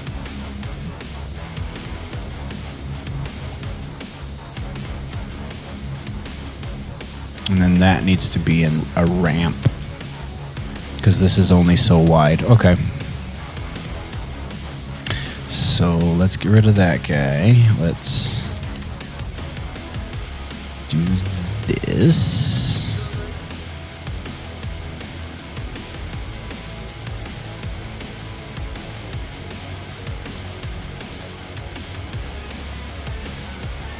And then that becomes the ramp. I think that sounds right. Okay. And we need another wall.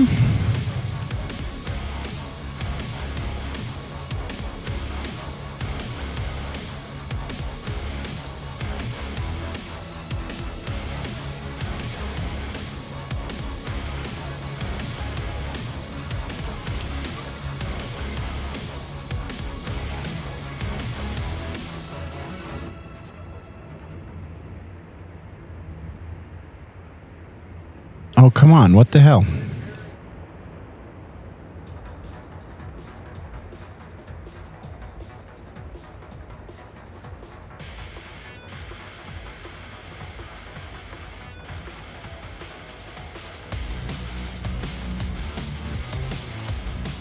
There.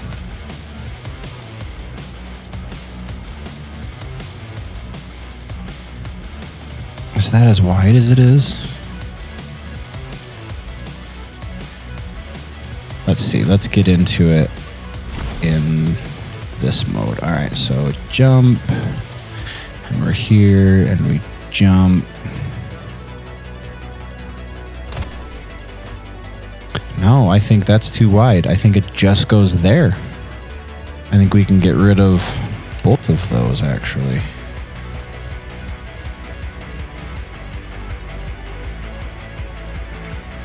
Yeah, I think that's what we're going to do.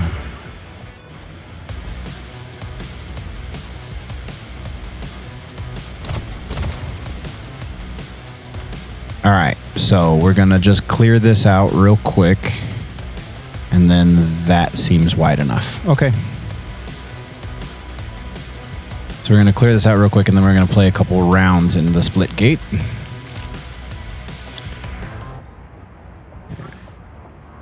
Oops, I didn't mean to do that. I want another one of those, and it's going to rotate not that way. Goodness. I don't have to do the rotate Y. There we go. Well, now it's crooked. This sucks. Rotation.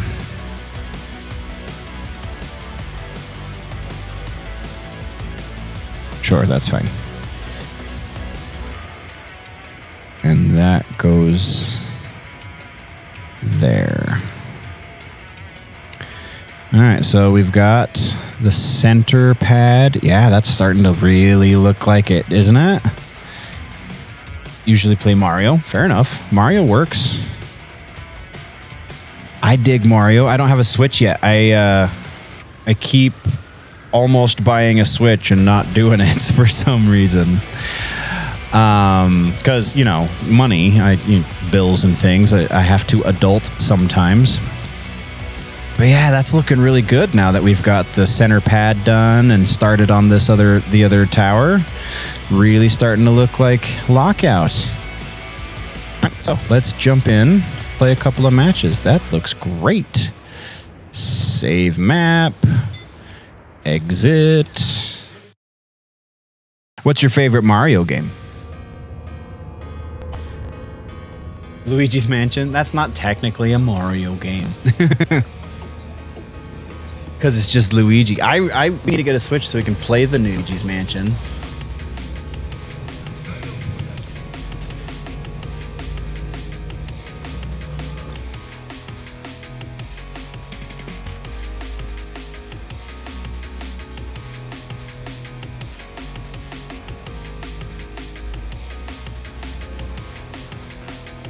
Alright, we are going to...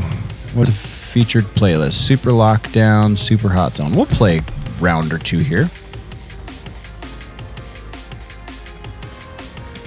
Personally, my favorite Mario game, which was the gaming recommendation for the Wednesday episode 2 weeks ago, is Super Mario World, man. Can't go wrong with the classic. Though, that is... I have yet to play... ooh, I got a rocket launcher. Look at that. I have yet to play...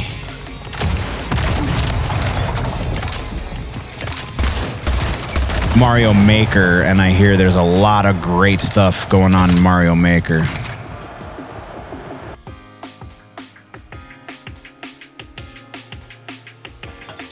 So it says my stream is experiencing issues. Oh, why are we here? Oh, let's get rid of this shell episode.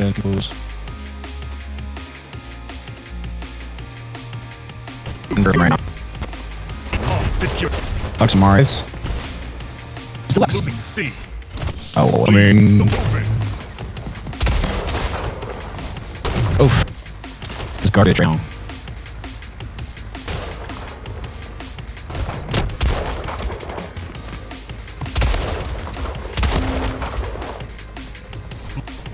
Beat lost.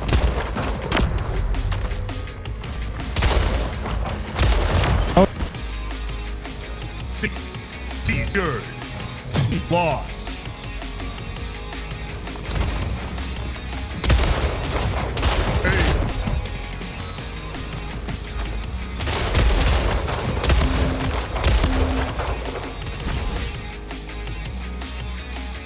Losing B. C secured. B lost. Losing A. A lost. B secured. Double kill.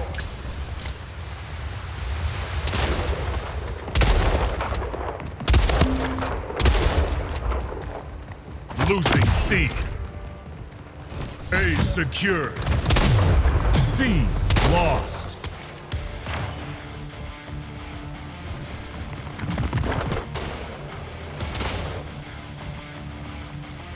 Losing A. Game over.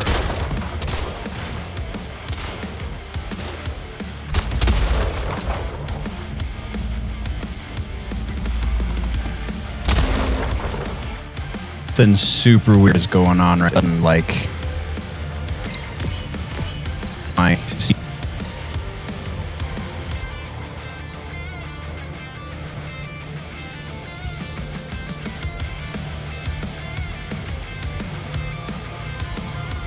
Now we need to get back out.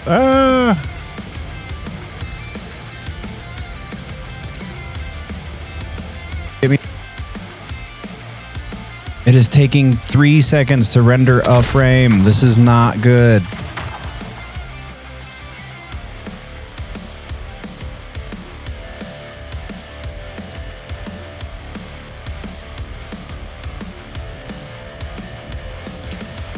All right.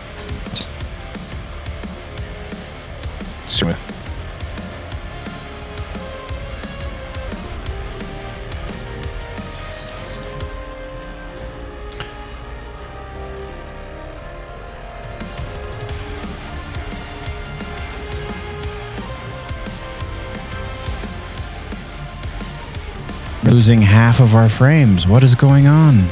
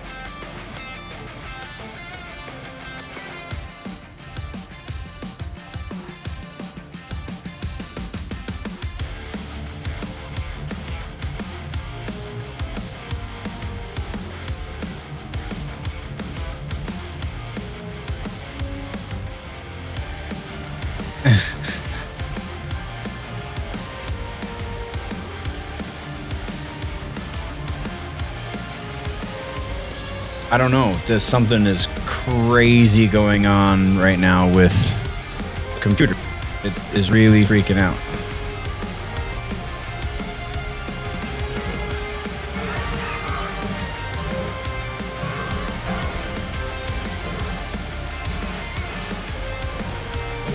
Okay, so I'm gonna try something. We might have to restart the broadcast.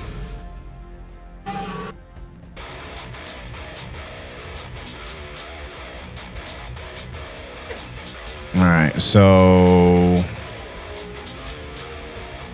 I'd be right back.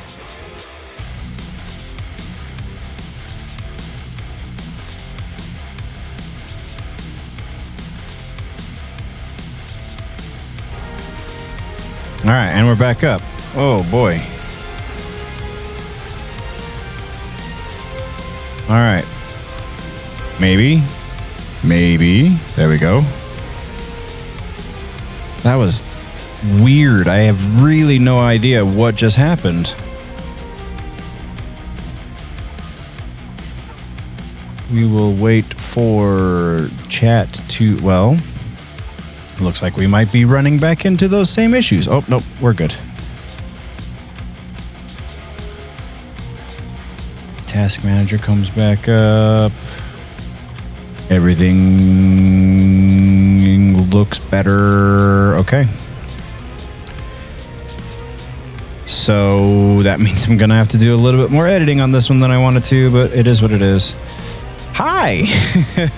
Well, hello there.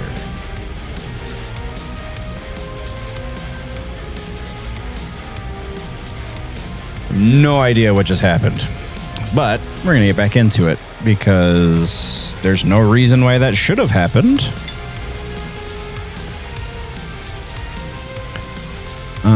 SWAT, snipes, Fiesta. Oh wait, no, I was getting stuff. Oops, no.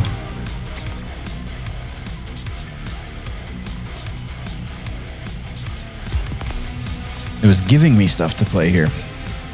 So yeah, you said Super Mario Deluxe and Mario Odyssey. I don't remember which one Deluxe is, I'm not gonna lie. So I don't know if I've played that one, but I've definitely played Odyssey.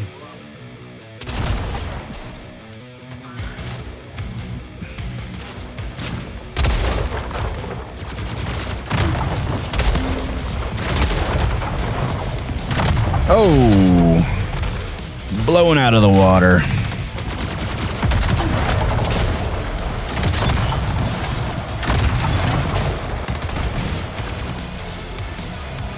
So which one's Super Mario Deluxe, bud? Like what console was it for? That might explain why I don't remember it. Oh, of course he had a rocket launcher.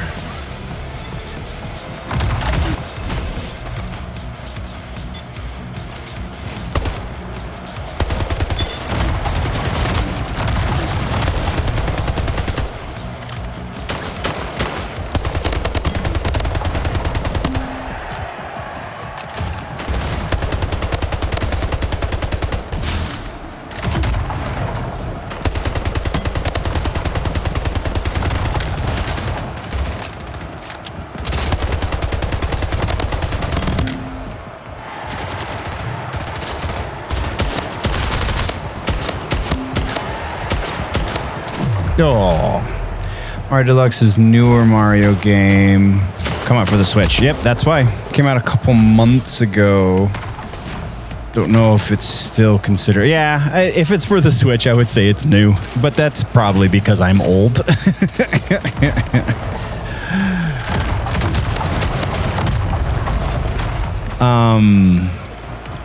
Oh, is that Mario Kart Deluxe? Because I get Mario Kart 8 Deluxe, right? That would make a little bit more sense. Odyssey, I think, is the. I think I played the demo for it because I think it's the Switch one as well. One abbreviated freak show with Monkey Woman, Alligator. Oh, damn it! Joe Bob, always gotta love the Joe Bob Awards. Gratuitous acid trip hippie residue. Syringe foo, German Shepherd foo. Oh my lord, what is this? What is this movie? 1. Super lockdown. Okay. First blood. Super means unlimited ammo, and I don't have to reload, apparently. Oh, and we move really fast. What? Oh, you're talking to Russo. I can't believe he wants spinach. That's crazy. Lost. C secure. Losing C. C lost. Come on, baby. Secure. Gotcha. Whoa, somebody's trying to kill me.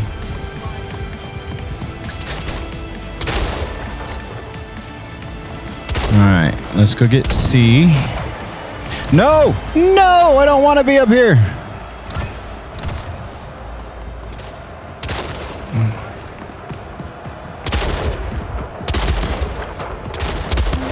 Gotcha, bitch. But it's Super C Mario Deluxe, secure. like saving print. No Losing kidding? Oh, is that's not the Bowser one, right? Where it's like 2 different games or whatever.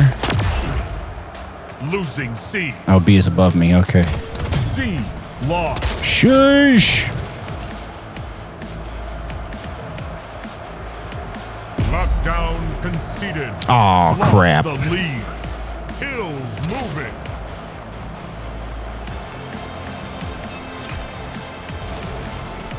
Where are they? Below me now and below me again. A lost. Oh, pickle mat.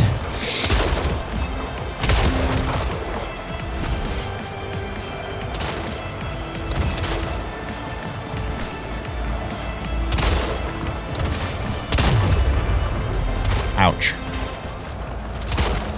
Super Mario Deluxe. I'll have to, yeah, if it's for the Switch, that it definitely explains why I don't know what it is. Did he eat the spinach? Oh.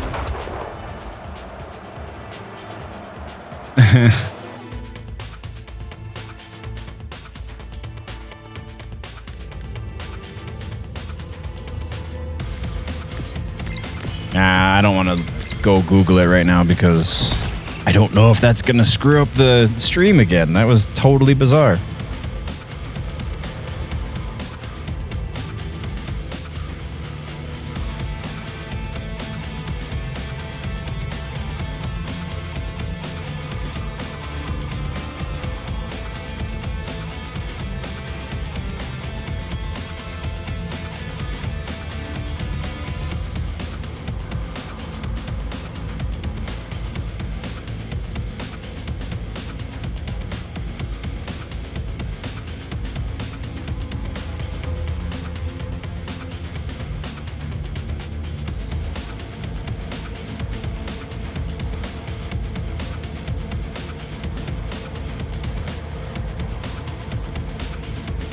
Have you played Super Mario Maker?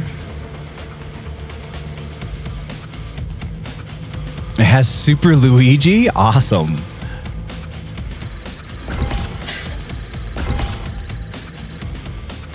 Complete all daily. Okay.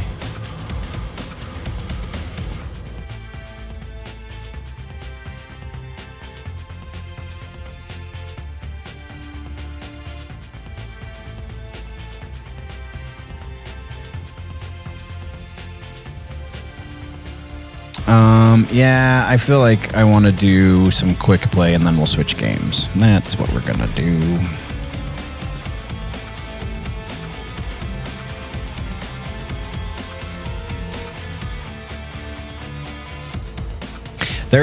I have seen some Let's Plays of some crazy stuff that people have built in Super Mario Maker.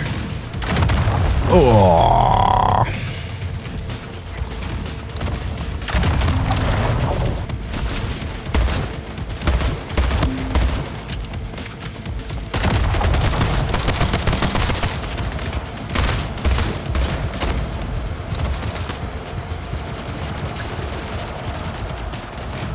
Get me out of here!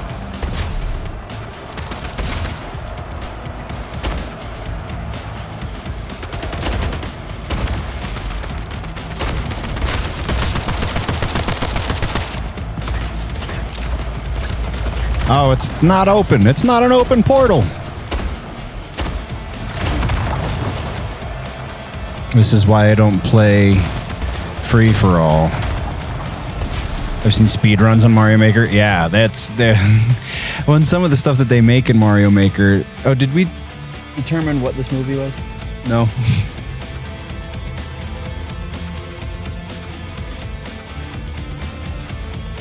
Oh, okay. There's some craziness in Super Mario Maker that's like, if you're not pixel perfect, you're dead. Which is funny because the Freak Maker, I don't even know what that is. It's funny to me because like pixels are such a thing of the past that it's a different kind of difficulty than a lot of younger gamers are used to. And yeah, did my Splitgate seriously just die? I am just having all kinds of technical issues tonight. That's weird.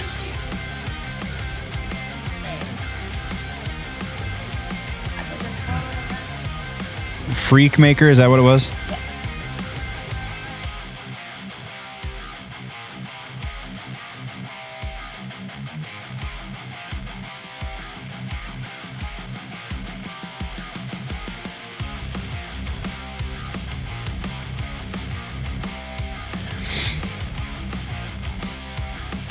Like, I remember when the Super Mario Brothers, the very first game on the original Nintendo, came out, and there was a lot of stuff in there that was like, you gotta be pixel perfect in order to get the speed run or to beat this level or to get to the spot or whatever.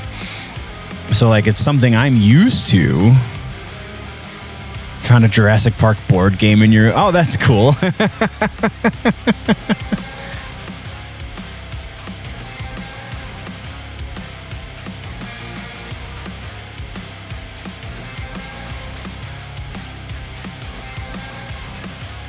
Well, how do you turn Jurassic Park into a board game? That's a little crazy.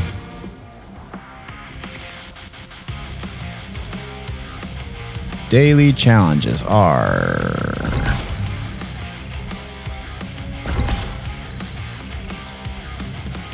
And then get a kill with 5 different weapons. Okay, let's see if we can do that.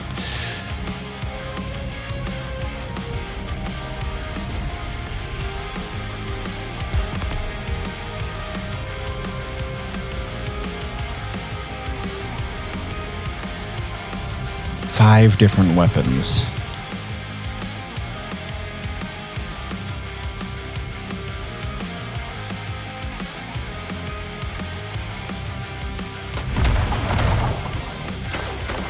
Ugh. I'm not a fan of the waiting area.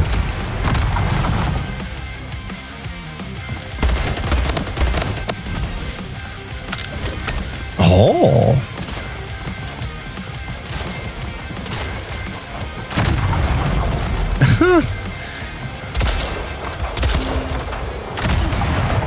Killed us both. Okay, at least there's that.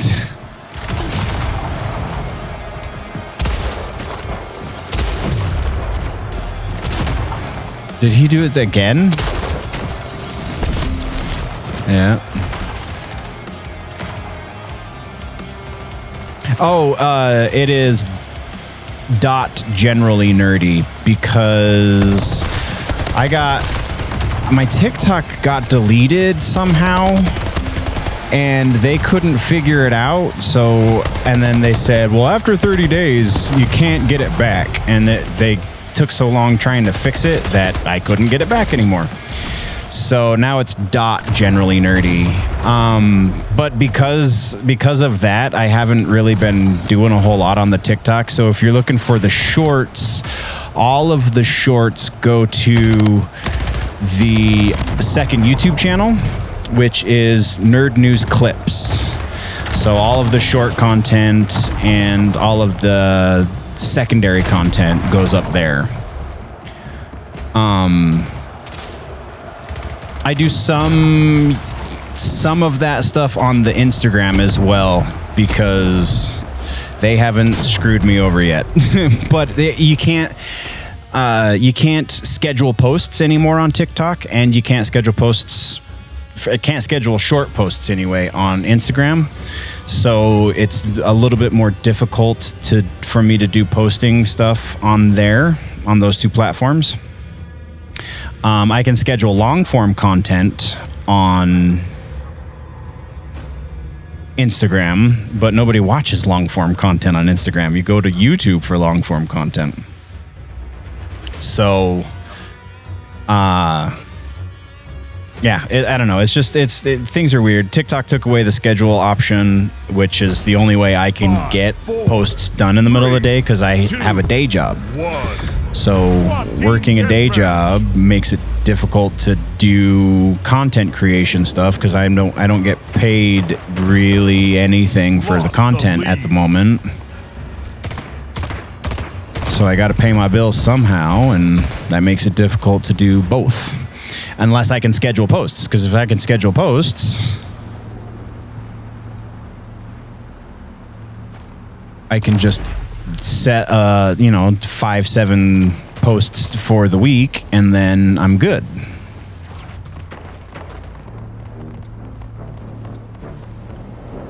There they are. Hi, dude.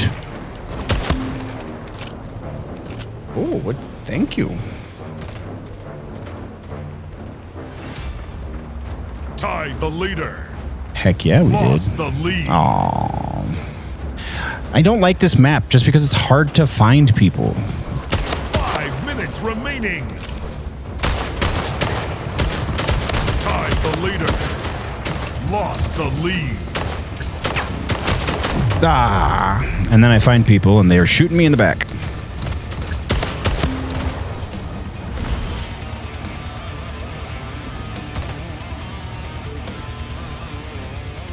That's why. Okay, that makes sense because I knew I saw your name somewhere else besides the YouTube. So you were following the original TikTok account then, is that right, Chris? Woo! Damn it.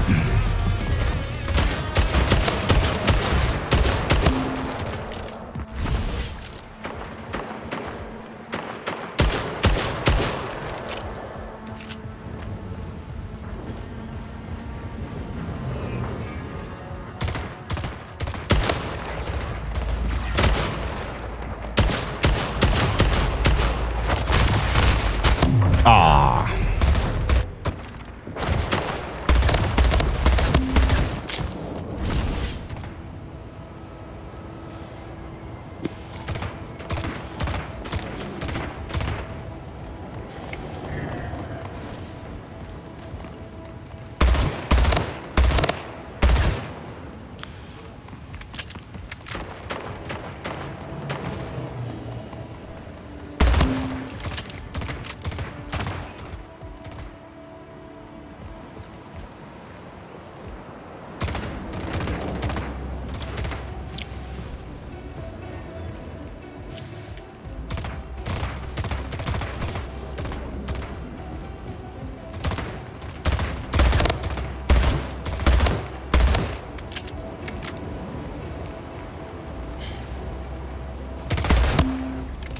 Gotcha, bitch.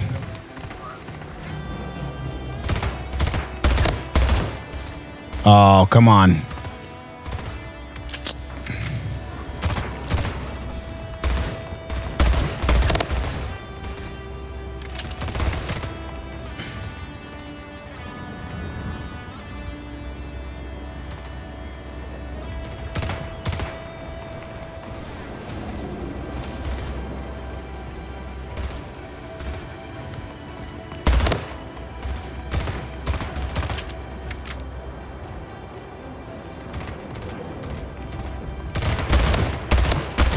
Damn. Okay, yeah. I know that the YouTube Shorts is not as appealing for viewers as TikTok is, but it's easier for creators because they allow you to schedule posts. At least easier for a one-man show like myself.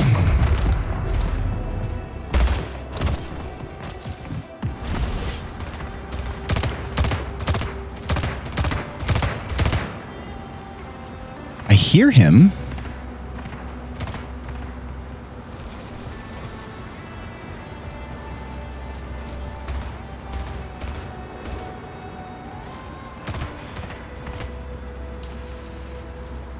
Oh.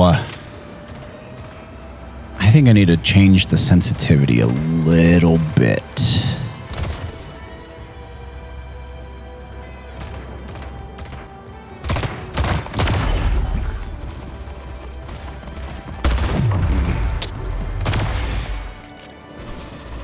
Yeah, so like I just posted a quick and nerdy on both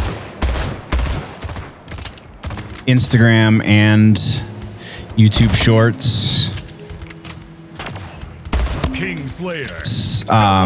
But it's probably not gonna go on the TikTok. Well, I actually might have posted it on the TikTok, but I post to TikTok at like midnight because that's when I'm home and doing content work, and that's not an ideal posting time.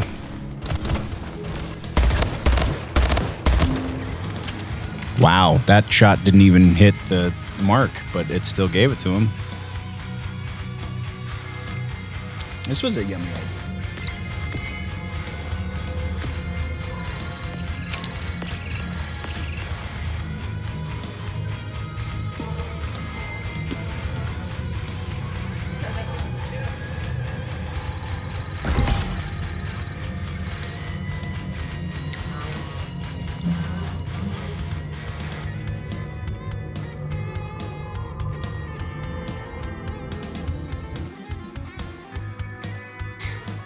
And so I had a weird temporary account on TikTok after they strangely randomly deleted my main one, or my other one, Pistol Swat. Yeah, let's do that.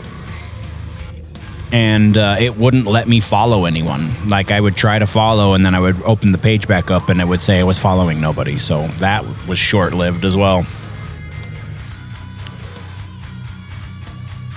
But now the current one seems to be functioning normally. I just can't schedule posts.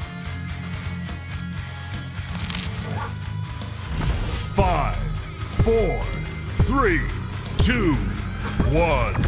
Pistol SWAT. Gain the lead.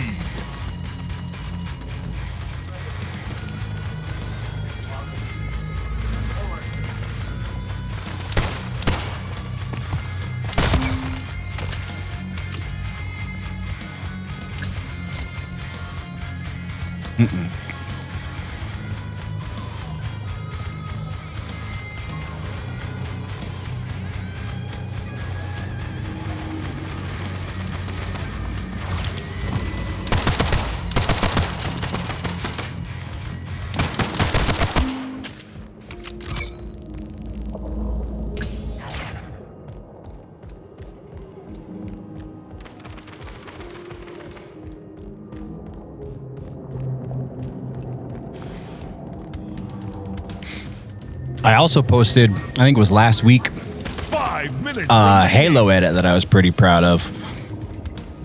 Oh no, that was 2 weeks ago. I'm working on another Halo edit. I have like two more Halo edits that I'm working on. We'll get to the Infinite after probably one more game of Splitgate.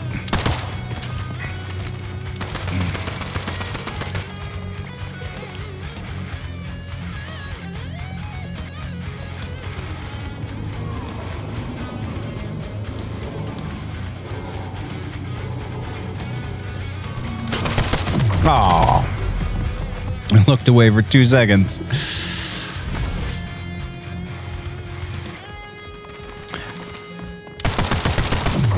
Ooh, good shot.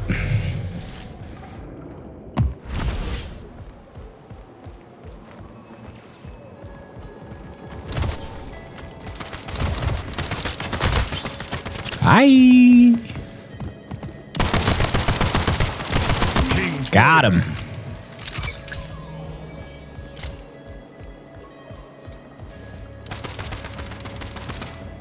19 to 16.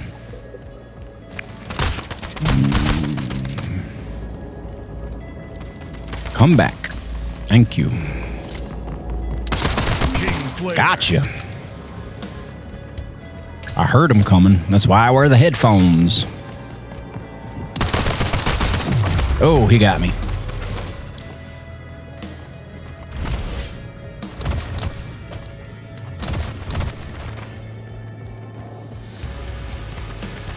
I feel like this guy's just running around upstairs. Kinda taking my thunder, I think.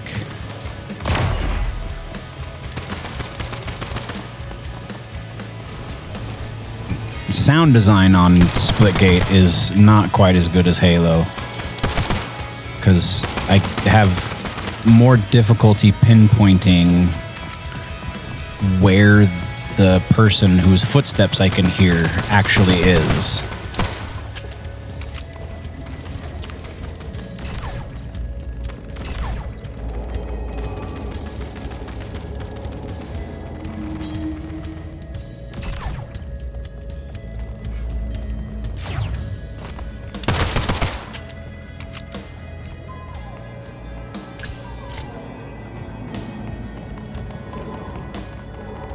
See, like, that almost sounds like they're on the same level with me, but obviously he's not.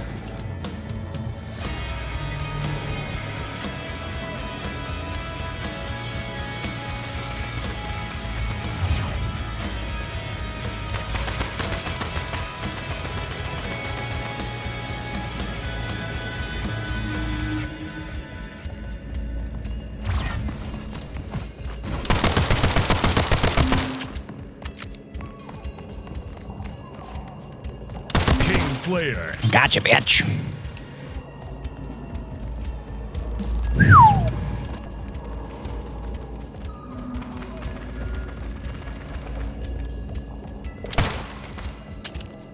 That's my guy.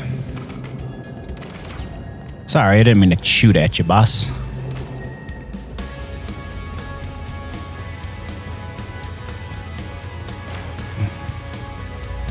Nobody wants to play? Where are all these guys?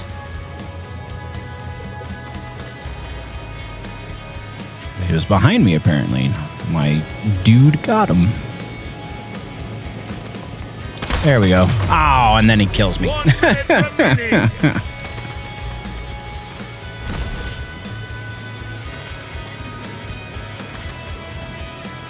Bloop. Gotcha. Oh, and I got the last kill. Heck yeah.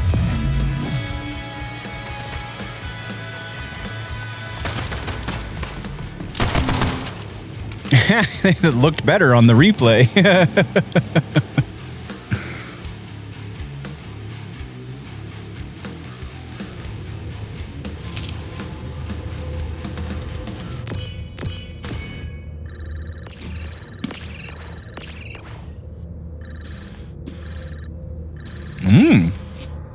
One more weapon.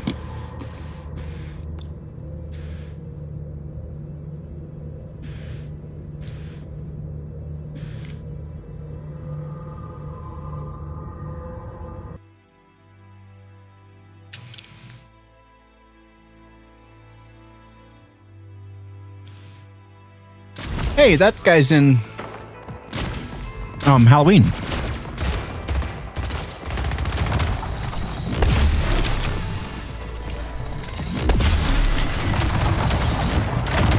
Oh. That's Dr. Loomis.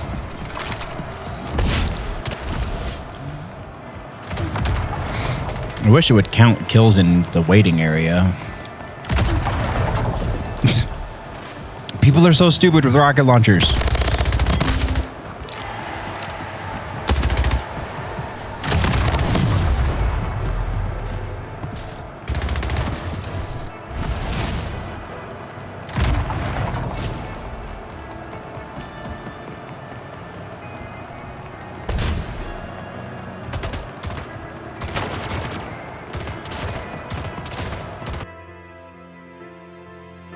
I'm just gonna shoot a rocket launcher and you're standing right next to me, because nothing's gonna happen to me, right?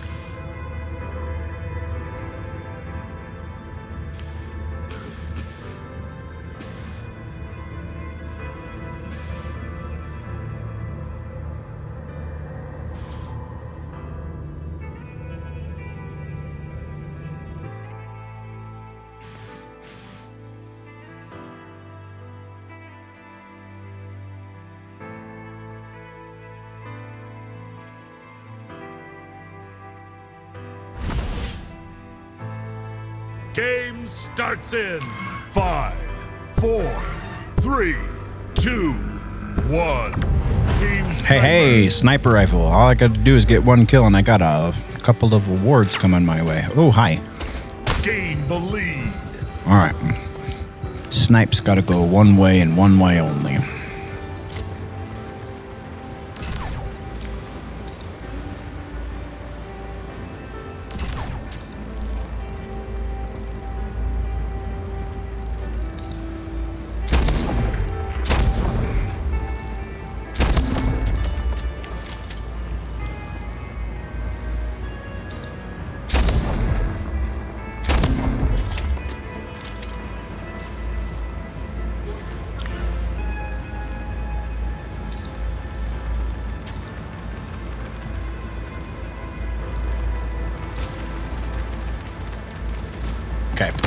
Oh!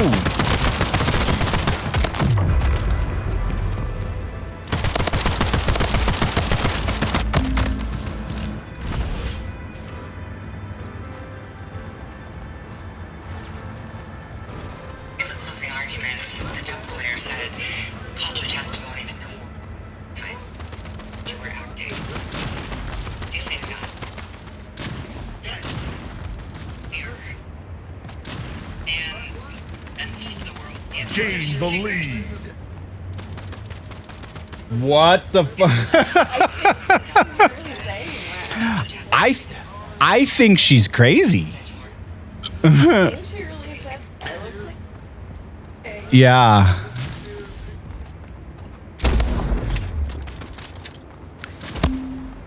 Oh, I got him with the one. I just didn't get a headshot like I wanted. All right, let's set this up again. Oh, there he is. Goodness. He punched me even. Insult to injury.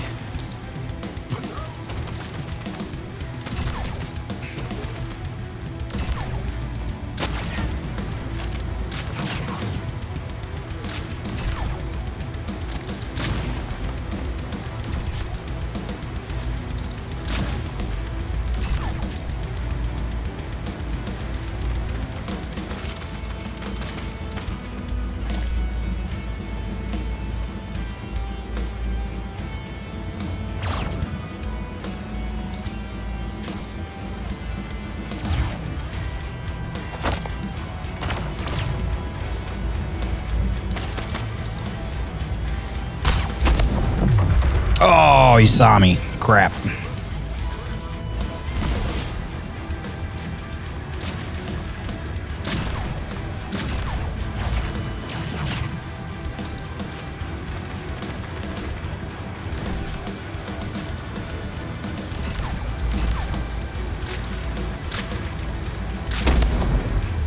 Kingslayer. Gotcha.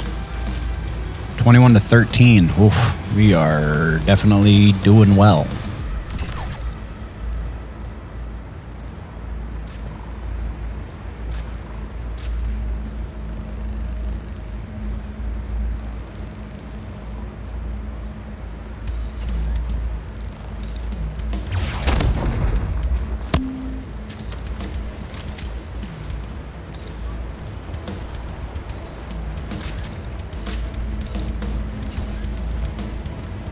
Where are they?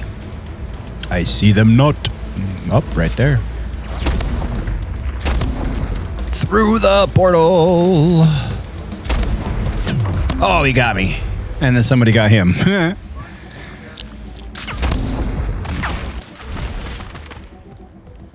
All right.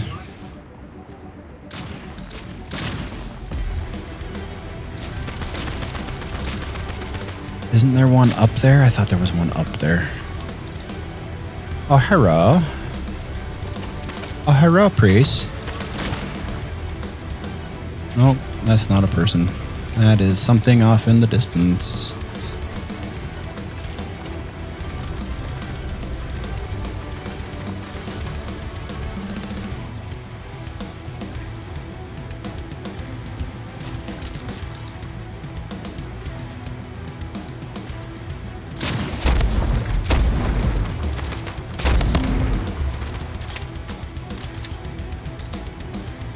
One minute remaining.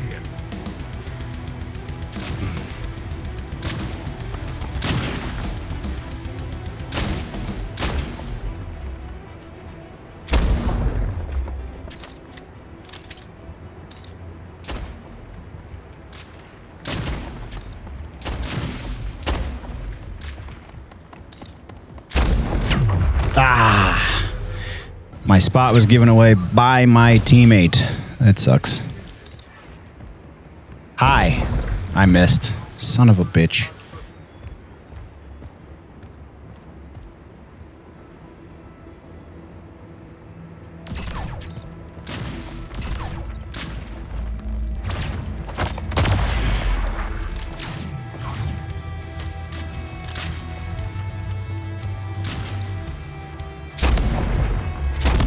Slayer.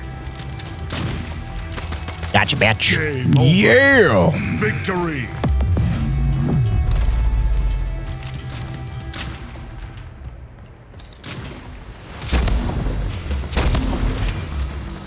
I got the last kill? Huh. All right, well. So be it, I guess. All right, let's switch games.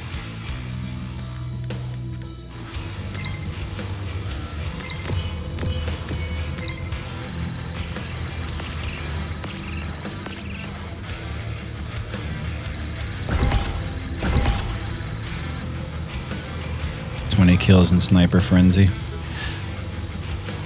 Peace out.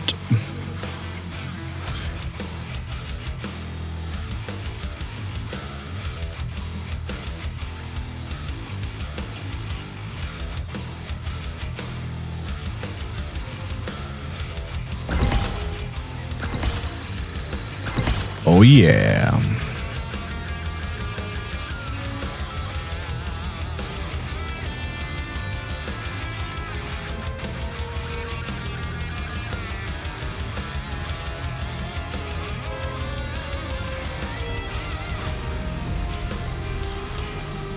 What is that? Exporter shut down 20. Oh, cool. Let's. What is this one for? It's my level 1 day play streak. Let's swap it for that one.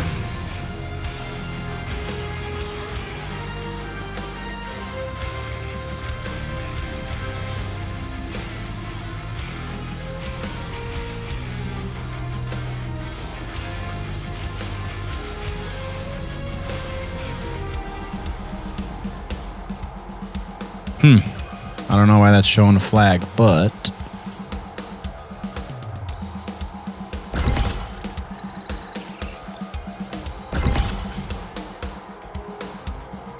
I got a drop. Let's go do the drop.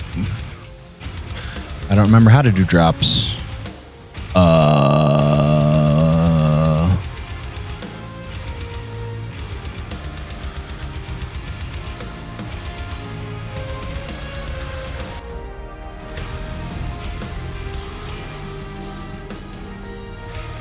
One drop somewhere. Locker.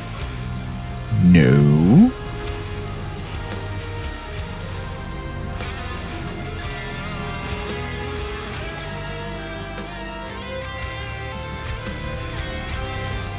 There we go. Drops.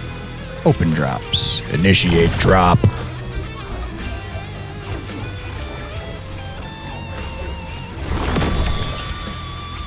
Oh, yay. Dumb. Okay.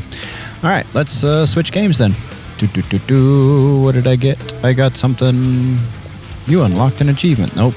System notification. Okay. Home.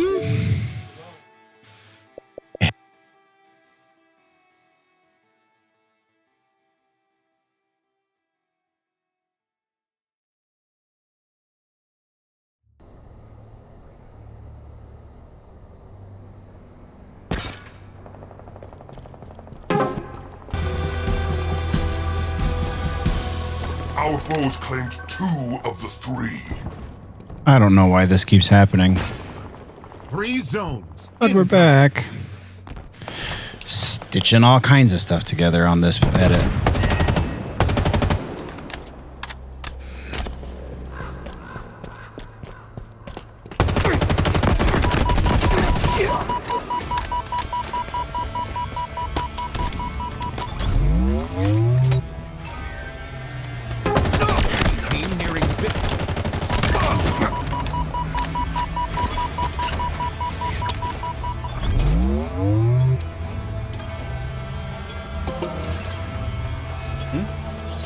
Okay.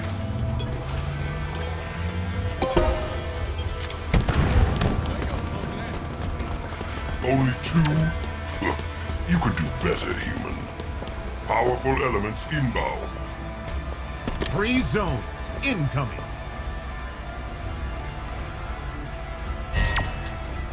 Power items now available.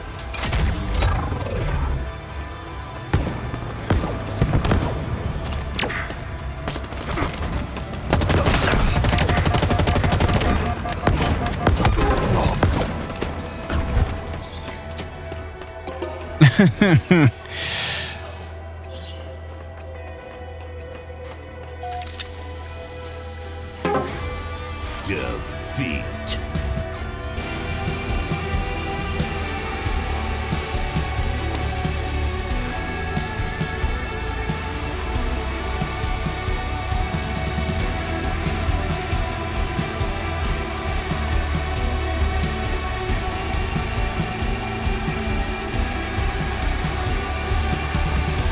Oh, hey, they finally changed the loading screen.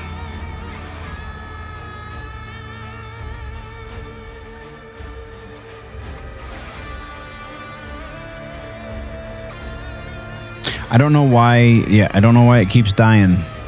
But we're not going to be up much longer, so I'll have to troubleshoot it between now and next week, I guess.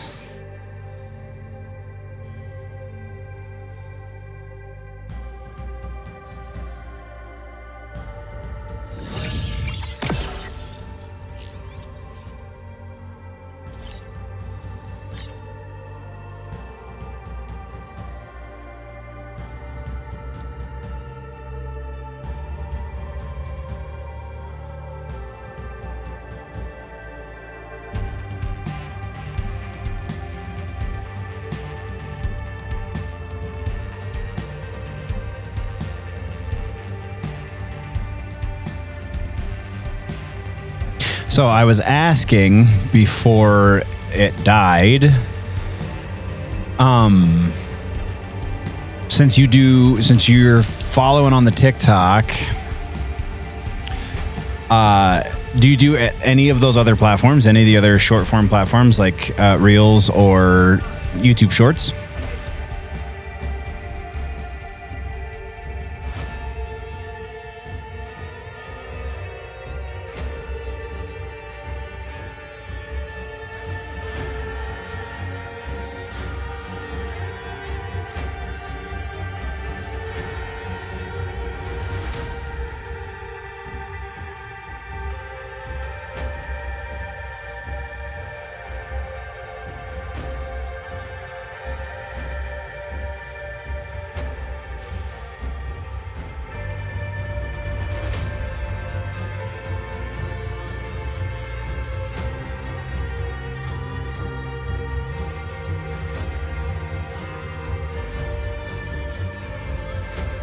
Oh, it's one image again. It's just not the same image for the loading screen. Good Lord.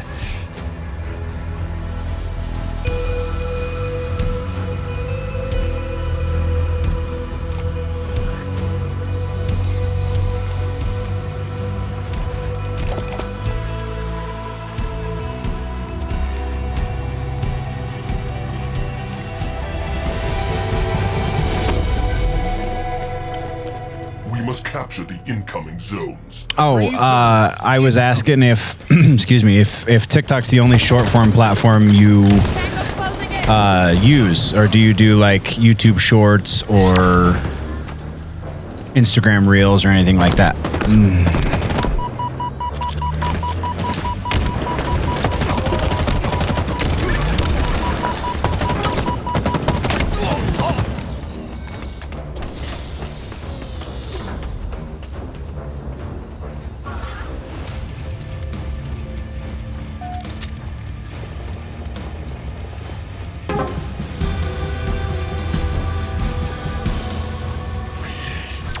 Claimed a majority.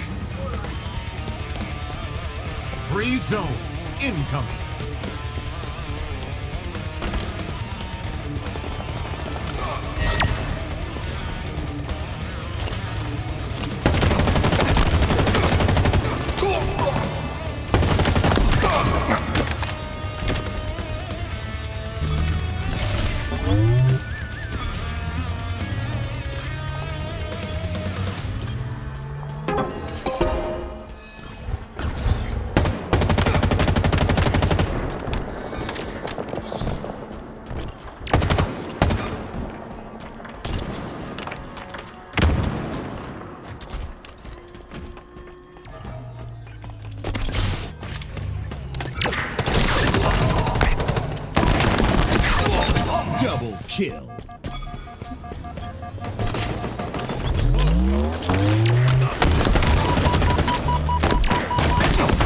Ah, damn it.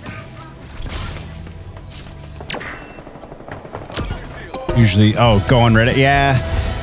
Most places on Reddit are not cool if you do self-promotion, so I can't post my own stuff on Reddit, but 3 zones incoming. if you follow on the Instagram, there's other stuff that gets posted up there too. So also generally nerdy on Instagram if you're interested. Oh God. Where's the second one? Right here. Of course he's right there.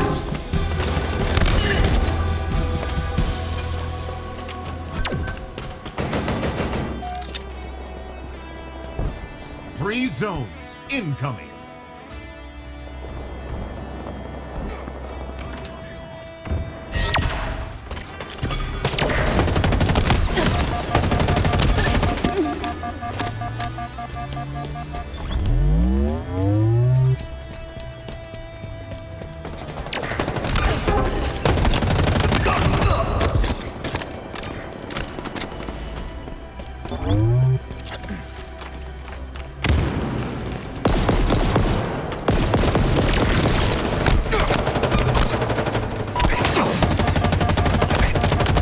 Aha.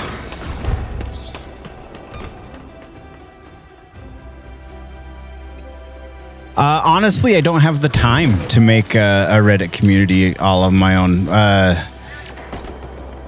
Trying to make and edit this content is super time consuming, and trying to keep up with all of the 3 zones incoming. Power items inbound. all the different places and all the different like posting requirements and all that stuff. Just adding one more, I just don't have the time. Eventually, I'm sure it'll happen, but that'll be after I start making some sort of income doing this.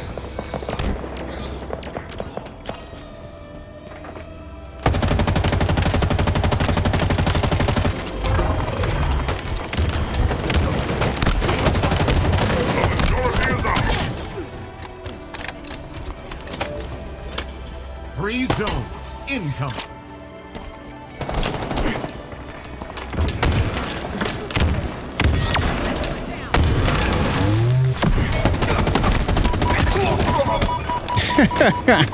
What an idiot.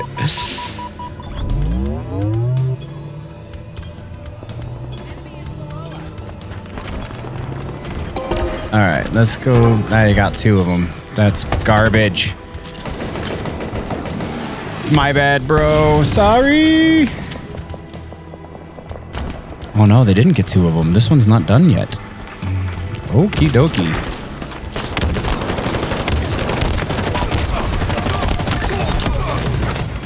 Oh, for real? Oh, good.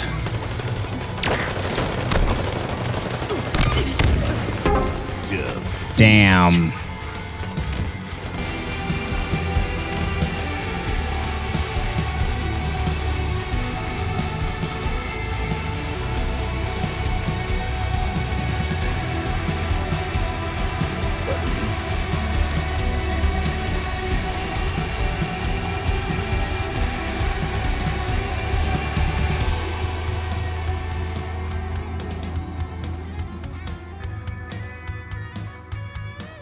Uh-oh.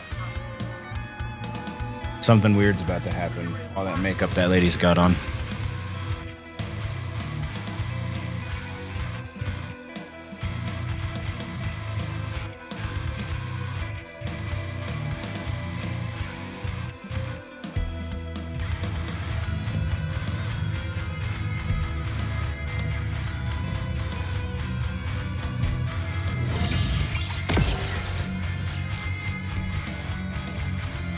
Ooh, almost.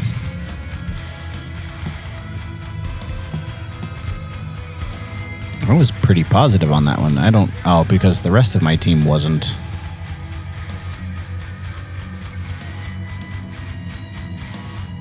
Huh, weird. We were more positive than they were, and we lost.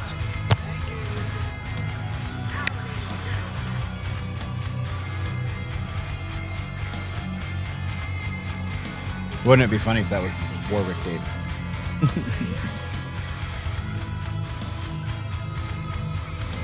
Oh, dear Lord. He's going to lose an eyeball. Second movie for Joe Bob this week is a movie called Freak Maker, and it's about sideshow freaks, apparently. His eyes are so irritated. Land grab.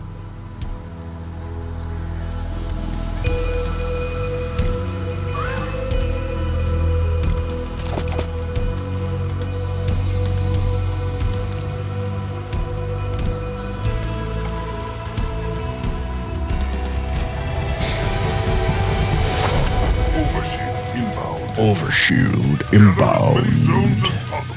Overshield available. Give me that. Free zone. Give me this. Do. Somebody go for B.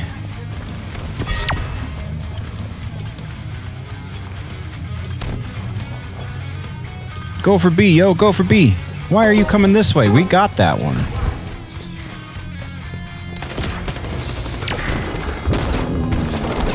Ah! See, if somebody had gone for B when it was... Dumb.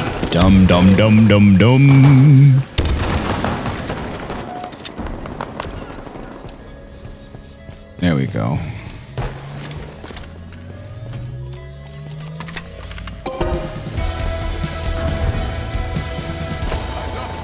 The majority is ours.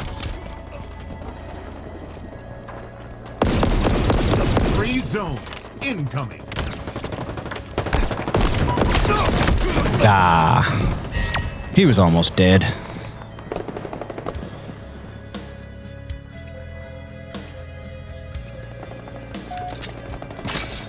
What's up here? I bet this is where the mangler is. Nope. But I bet I can make some good use of this guy.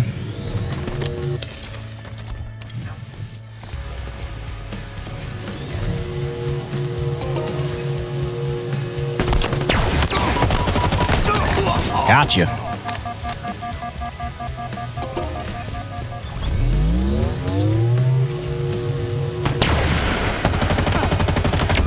What the hell was that?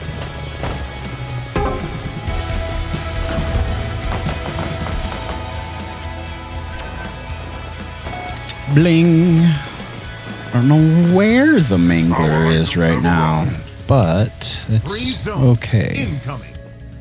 Don't need the mangler.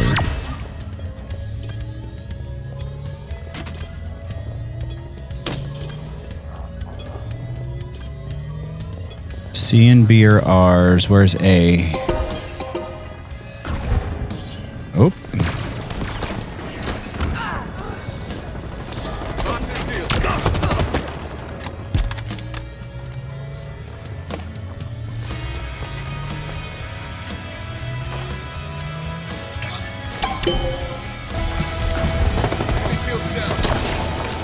A clean sweep in our favor. Such spray is unsporting. Free zones incoming.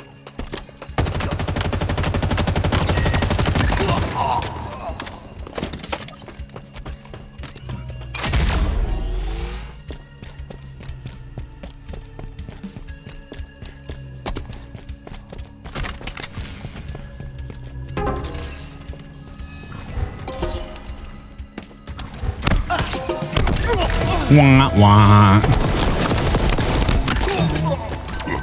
You could do better, human. Double kill. Oh, bite me, AI. Incoming. Nearing victory. He's talking shit. Did you hear that? My AI's talking shit.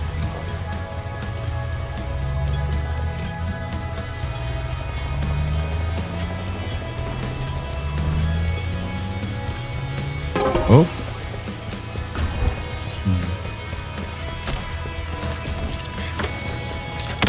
Powerful elements inbound. Killing spree. Your skill wasted. Items power have arrived. Yeah, my skills are wasted on these guys. That's right, AI. Victory. Victory. Be tough and shit.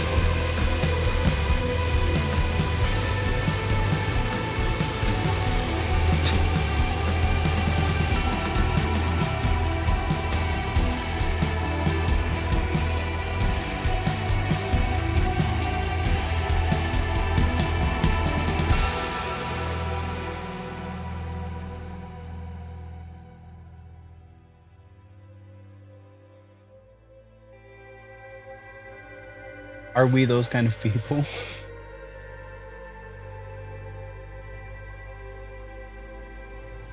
We can go out to dinner sometime and I can not do the stream. That's fine. I'm probably gonna not do all the streams between now and when we leave. So just because I want to make sure I'm in a good place for all the content and stuff. So. Oh yeah, leveled up, baby. He's boxing. And then she's boxing clever. Look at all of that stuff that I just earned. Oh yeah. All right, let's go take a look at fracture stuff. I like that just fine, so I'm okay with it. Blue is blue, I suppose. So 20 is as high as we can get.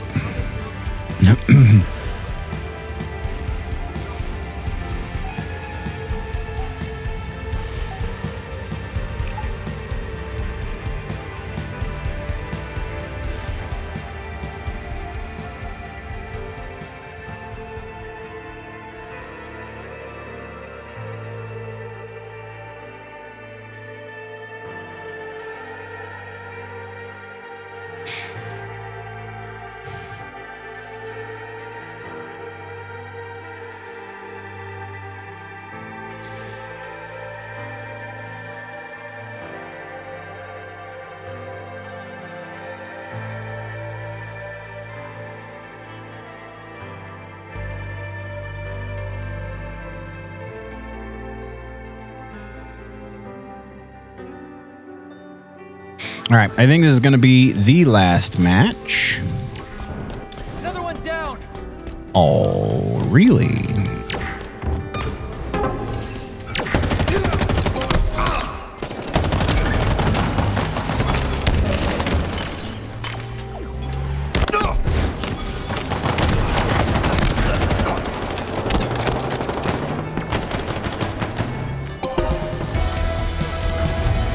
Yeah, I think it's going to be the last match, and then we're going to call it a night. And I got to get to work stitching this stuff together. Camo inbound.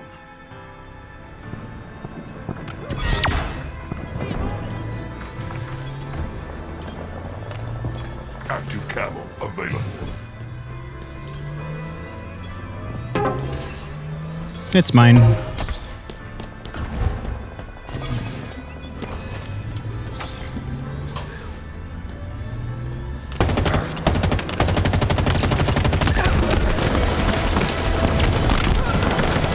Oh, that was a good grenade.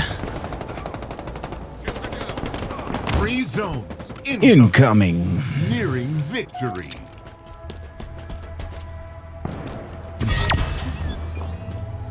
You stay here. I'll be back.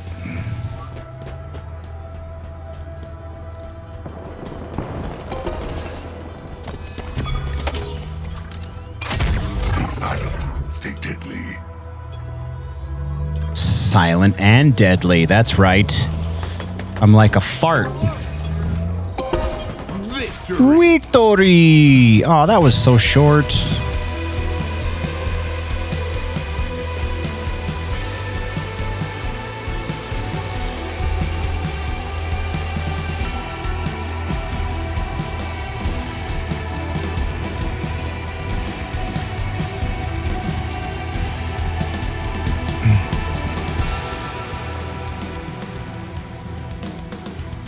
Okay, so that is that. Hopefully, we're just going to have to do it. Hopefully, this is not going to be too much of a pain in the ass to cut together. Either way, that is where we're calling it for the night. Let's make sure we are on the right spot to be doing this. Yay. And then we'll mute the game. Hey, look at that. All right. So, we will see you next week for sure. The week after that, as far as the live stream goes, I don't think that's going to happen. But we will still have the regularly scheduled Wednesday episodes right up until I leave town. So, and then it'll be short form content from there. All the fun things. If anything changes, I will update you as needed. This is going to be a bit more of a bear than normal. Usually I can just post it and it's good, but I have to edit this now and yeah, defeats the purpose, but whatever. I appreciate your faces, nerds. Thank you very much for joining. Thank you very much. Special shout outs to Christopher Ortiz for joining in chat actively. In spite of how it sounds, he was not the only person watching. Usually isn't the only person watching, just the only person participating. I would love it if more people would participate. That's awesome. And it also helps the news show. So, helps the whole show. So you can join every Friday night. That's when we do this. Most Friday nights anyway. And yeah, we'll see you in the next one. Before we head out, nerds, always remember that if it's generally nerdy, it's probably here.